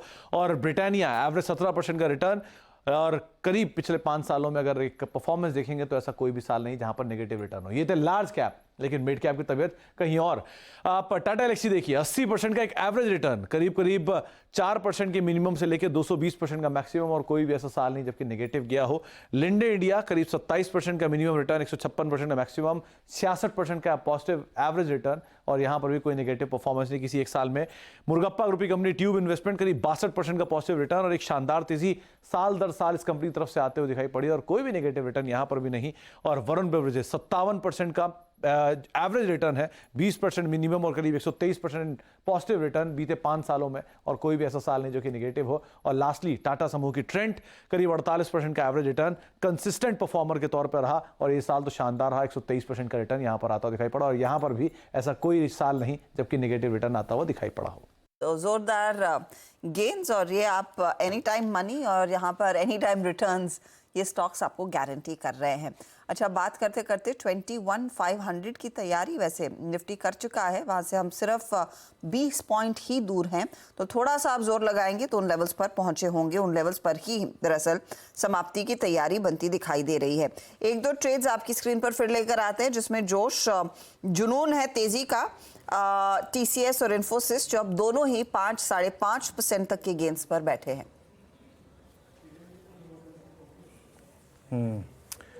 हर्षदा, आई थिंक सुबह हम सोच के तो कुछ आते हैं, मतलब भाई हमें भी ग्रेविटी का लिहाज रखना पड़ता है थोड़ा बहुत, बट 21,488 आज ही हो जाएगा, यकीन मानिए, नहीं मानता।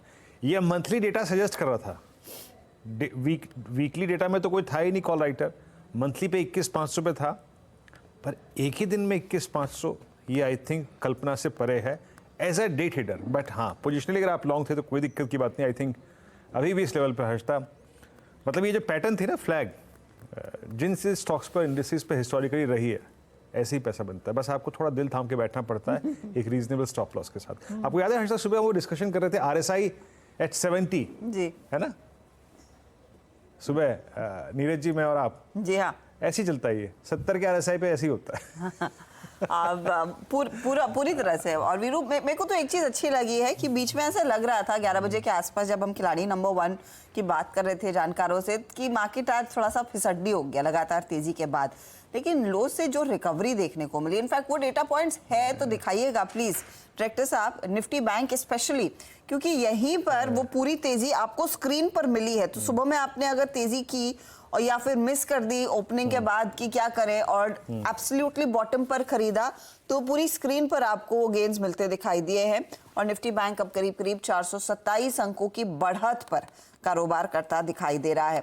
आज का दिन वैसे हमारे खिलाड़ी नंबर 1 के जानकारों के लिए भी अच्छा ही साबित हुआ है।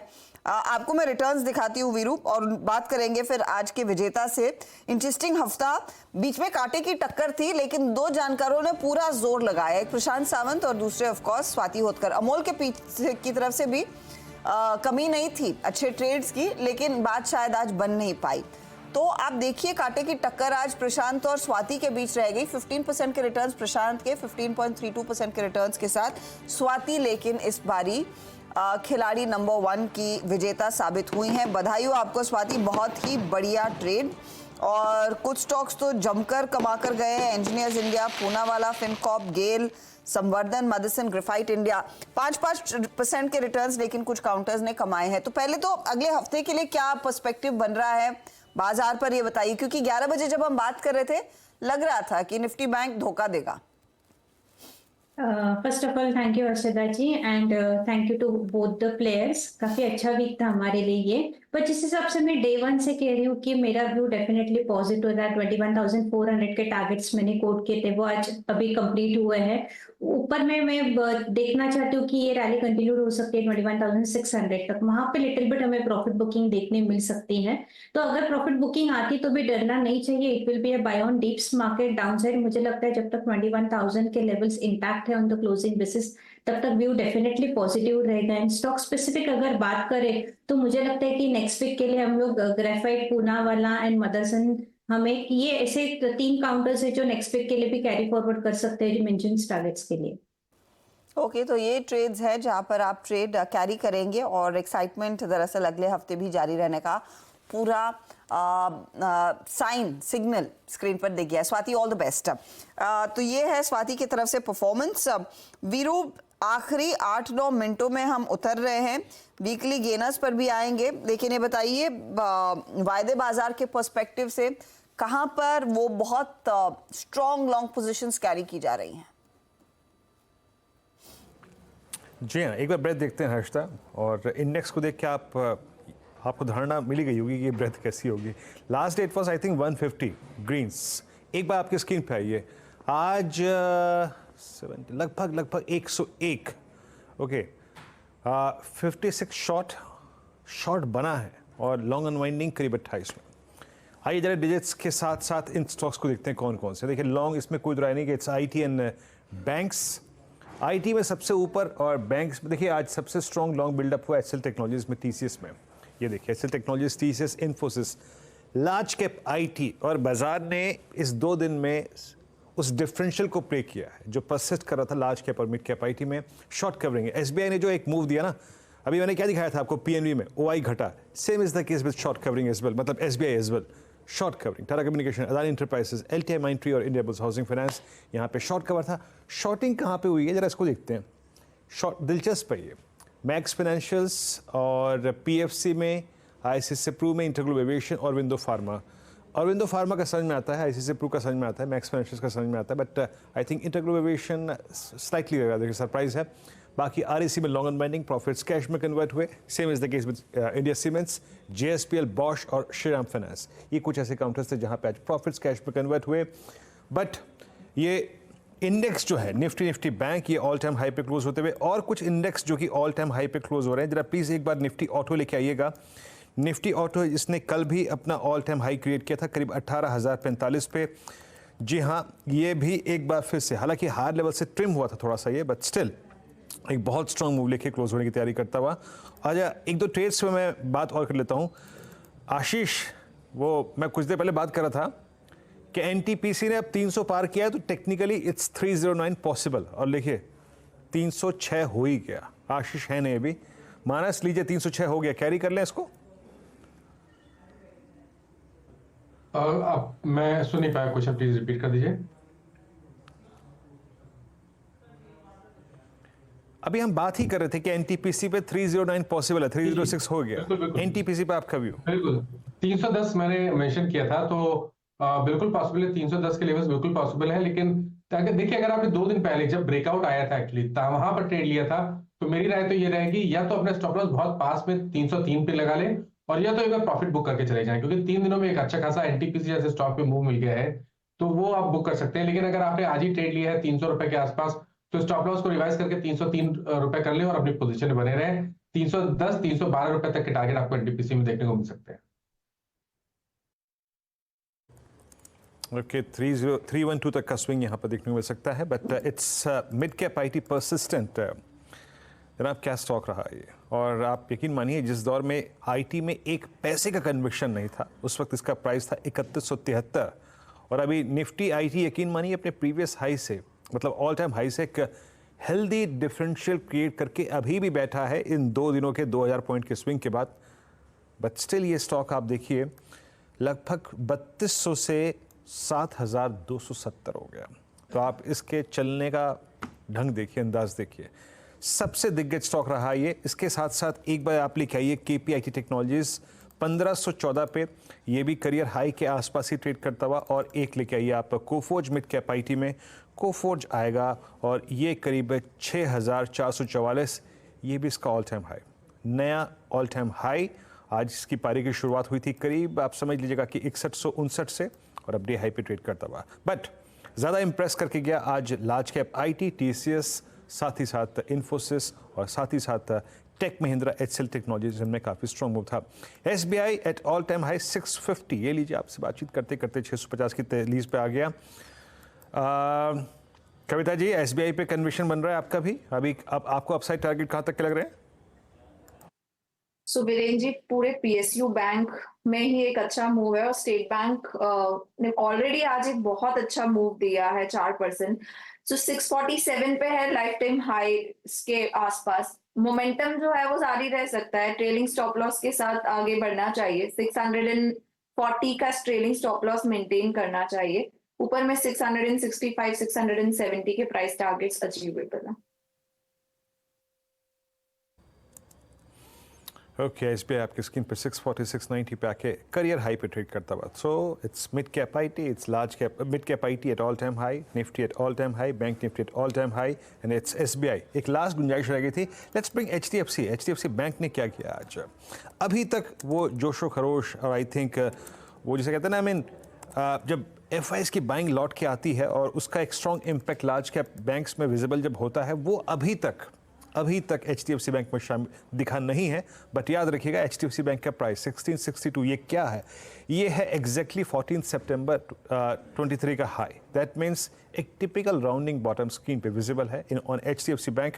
ये एक ब्रेकआउट, एक नेकलाइन ब्रेकआउट होगा आफ्टर 1665, बट हम एक शानदार क्लोज की तरफ बढ़ते हुए। डॉक्टर साहब वॉल पे जरा ग्राफिक्स लेके आइएगा, एक बार देखते हैं। ये आतिशबाजी जो आपको स्क्रीन पर नजर आ रही है वो इसलिए कि हम नए साल के नज़दीक, अमूमन कहा जाता है कि दिसंबर का महीना ठंडा होता है, लेकिन यहाँ पे गर्मी ऐसी कि पूछे मत। आतिशबाजी यहाँ पर एट 21475, 300 अंक ऊपर। कल्पना शायद हमने थर्ड सेशन में, कंसेक्यूटिव सेशन में इतने स्ट्रॉन्ग स्विंग की नहीं की थी, बट आई थिंक यूएस में जो हुआ परसों, उसके बाद इस बात की पॉसिबिलिटी थी। बट आई थिंक ये सबकी अपेक्षा से ज़्यादा है, क्योंकि एक ही दिन में 300 पॉइंट का स्विंग मिल रहा है। मिड कैप्स आज उतना नहीं, बट ये पहले ही चल चुके हैं, अपना काम कर चुके हैं। Advance decline ratio evenly poised था, और वही एक कारण है कि आप मिड कैप को देख रहे हैं स्लाइटली वो ये बैकफुट पे है in comparison to large cap. Nifty IT करीब 1621 पॉइंट ऊपर, और निफ्टी बैंक 48160 पे ऑल टाइम हाई पे। चलते हैं अब हर्षदा के पास। Harshada, over to you, enjoy the closing. हाँ बाबा वीरू, एंजॉय तो आज सबने किया है, वो तो फैक्ट है। अगर आप एक तेजी के खिलाड़ी हैं तो आपको आज के मार्केट में जोरदार मजा भी आया है। 420 अंकों की बढ़त पर इंडेक्स जाकर टिकेगा। निफ्टी बैंक का जैसे आप मेंशन कर रहे थे, कुछ स्टॉक्स आपको दिखाते हैं। देखिए HCL टेक, देखिए इन्फोसिस, देखिए TCS, ये वो काउंटर्स हैं जिनके बल पर आज Nifty IT 1600 point, I don't remember the last time हमने 1600 पॉइंट की तेजी रिसेंट पास्ट में देखी हो। 5.5% के गेंस दोनों ही दिग्गज TCS और इन्फोसिस दिखाने में कामयाब। HCL टेक में अच्छी खासी तेजी देखने को मिली, और ये तेजी फिर एक्सटेंड हुई है मिड कैप साइड पर। परसिस्टेंट, कोफोर्ज जैसे काउंटर्स, बिरला सॉफ्ट जैसे काउंटर्स, बहुत ही बढ़िया ट्रेड वहां पर उभर कर आया है। IT के बियॉन्ड मेटल्स थे जहां पर खरीदारी देखने को मिली। मेटल इंडेक्स आज का टॉप परफॉर्मिंग इंडेक्स है। Tata steel, JSPL, JSW steel, NALCO, ये सारे काउंटर्स थे जिनके बल पर दरअसल आज वो तेजी का एक्शन बनता हुआ दिखाई दिया है।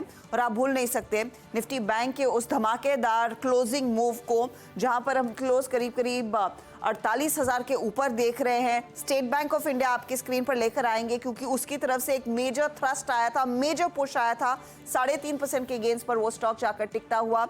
यहाँ पर देखिए कोटक का हाल, देखिए HDFC बैंक का हाल। डे लो से बहुत रिकवरी देखने को मिली है इन काउंटर्स में। भले आपको बायो विस्का हल्का सा नेगेटिव दिखाई दिया हो, लेकिन यहाँ पर बहुत बड़ा एक्शन देखने को मिला है अगर आप वो चार्ट मैप करके देखेंगे। तो ये कुछ आइडियाज रहे हैं जिनमें आज सबसे ज्यादा हरकत, सबसे ज्यादा एक्टिविटी बनती हुई दिखाई दी है। पावर ग्रिड, NTPC जैसे स्टॉक्स में भी तेजी की ही पोजीशंस देखने को मिली। और आखिरी 16 मिनटों में आप देखेंगे, 16 सेकंड्स में आप देखेंगे पूरा हीट मैप, जहां पर आपको ग्रीन और ज्यादा ग्रीन दिखाई देगा। तो तेजी के साइड पर ही सौदे, कुछ स्टॉक्स थे HDFC life and the likes जहां पर कुछ मुनाफा वसूली देखने को मिली है, लेकिन तेजी आज लगभग इस लास्ट लाइन तक एक्सटेंड होती हुई दिखाई दी है। और ये सभी वो काउंटर्स हैं जहां पर हमने देखा है इजाफा। रिलायंस का एक अच्छा योगदान, ONGC का अच्छा योगदान, UPL जैसे काउंटर्स, एशियन पेंट जैसे काउंटर्स, इन सब की तरफ से हमने देखा है अच्छा योगदान आया है तेजी की तरफ। पोजीशंस खरीदारी की लोग कैरी करने के लिए उतारू थे। आज 1.5% का इजाफा L&T ने भी दिखाया है। तो ये कुछ स्टॉक्स हैं जिनके बल पर आज हम 266 पॉइंट ऊपर 21,450 के करीब बाजार को छोड़ रहे हैं। बाजार ने आज तेजी की हैट्रिक लगाई है। ये तीसरा सत्र है जहां पर हम गेंस के साथ टिक रहे हैं, और निफ्टी सेंसेक्स भी नए शिखर पर आज जाकर टिकेंगे। अच्छा, वीकली गेनर्स आपकी स्क्रीन पर, और यहाँ पर मेरे ख्याल में ज्यादा IT कंपनियां ही है। 8-9% के इंट्राडे मूव्स देखने को मिले हैं कुछ में। HCL टेक 9.5% ऊपर, NTPC 7% के गेंस, हिंडाल्को देखिए यहाँ पर भी 7% का इजाफा। TCS में 6.5% की तेजी, अल्ट्राटेक, टेक महिंद्रा भी 6% की तेजी पर ही इस हफ्ते को सलामी दे रहे हैं। अदानी एंटरप्राइजेज में इस हफ्ते वो तेजी का सिलसिला जारी था, 6% का एक्शन। इन्फोसिस, टाटा स्टील, ये दूसरे काउंटर्स हैं जहां पर गेंस देखने को मिले। कुछ मंदी वाले ट्रेड्स भी जो हफ्ते में ज्यादा टूटे हैं वो आपकी स्क्रीन पर आ जाएंगे। BPCL, मारुति, डॉक्टर रेड्डीज, थोड़ा सा पैसा मूव हुआ है इनसे बाहर, और क्लियरली IT, बैंक्स और मेटल्स की तरफ डाइवर्ट होता हुआ आज के दिन। सीधा सौदा इस धमाकेदार दिन में आई एम श्योर वहां पर भी गेंस और रिटर्न्स काफी बढ़िया रहे हैं। तो लेकर आइए, आशीष और नीरज ने आज कौन कौन से स्टॉक्स आइडेंटिफाई किए थे। क्या था इनकी स्क्रीन्स पर, वो देख लेते हैं कि क्या सिचुएशन रही। टीटागढ़, HBL पावर, हिंडाल्को, कर्नेक्स सब में तेजी रही। ये नीरज के आउट परफॉर्मर्स है। आशीष के आउट परफॉर्मर्स भी अब आपकी स्क्रीन पर आ जाएंगे। और यहाँ पर जीनस पावर तेजी में, टेक्समैको, पनाशिया भी तेजी में, के-फिन ऑफ कोर्स वो मंदी वाला ट्रेड था जहां पर हमने देखा बड़ा ब्लॉक हुआ। कुल मिलाकर निफ्टी बैंक रिकॉर्ड हाइस पर वीरू, निफ्टी सेंसेक्स भी रिकॉर्ड हाइस पर। कंग्रेचुलेशंस, एक शानदार हफ्ता। रिकॉर्ड हाइस, बिल्कुल शानदार हफ्ता हर्षदा। और शुक्रवार की शाम इतनी शानदार अगर बीत जाए तो और क्या चाहिए, है ना। कितना दिलचस्प रहा ये हफ्ता। छोटा रहा, मेरे लिए तो छोटा रहा, आपके लिए बड़ा रहा, लेकिन अगला हफ्ता पूरा है ना, अगला हफ्ता पूरा है। Let's hope for the best के कुछ ऐसा ही स्वर्णिम हफ्ता अगला भी रहे। आपसे फिर मुलाकात होगी सोमवार की सुबह हर्षदा, मेरी, नीरज जी की, आशीष की और अनुज की मॉर्निंग कॉल में, और उसके बाद मुनाफे की तैयारी में। तब तक के लिए नमस्कार and have a nice weekend. नमस्कार।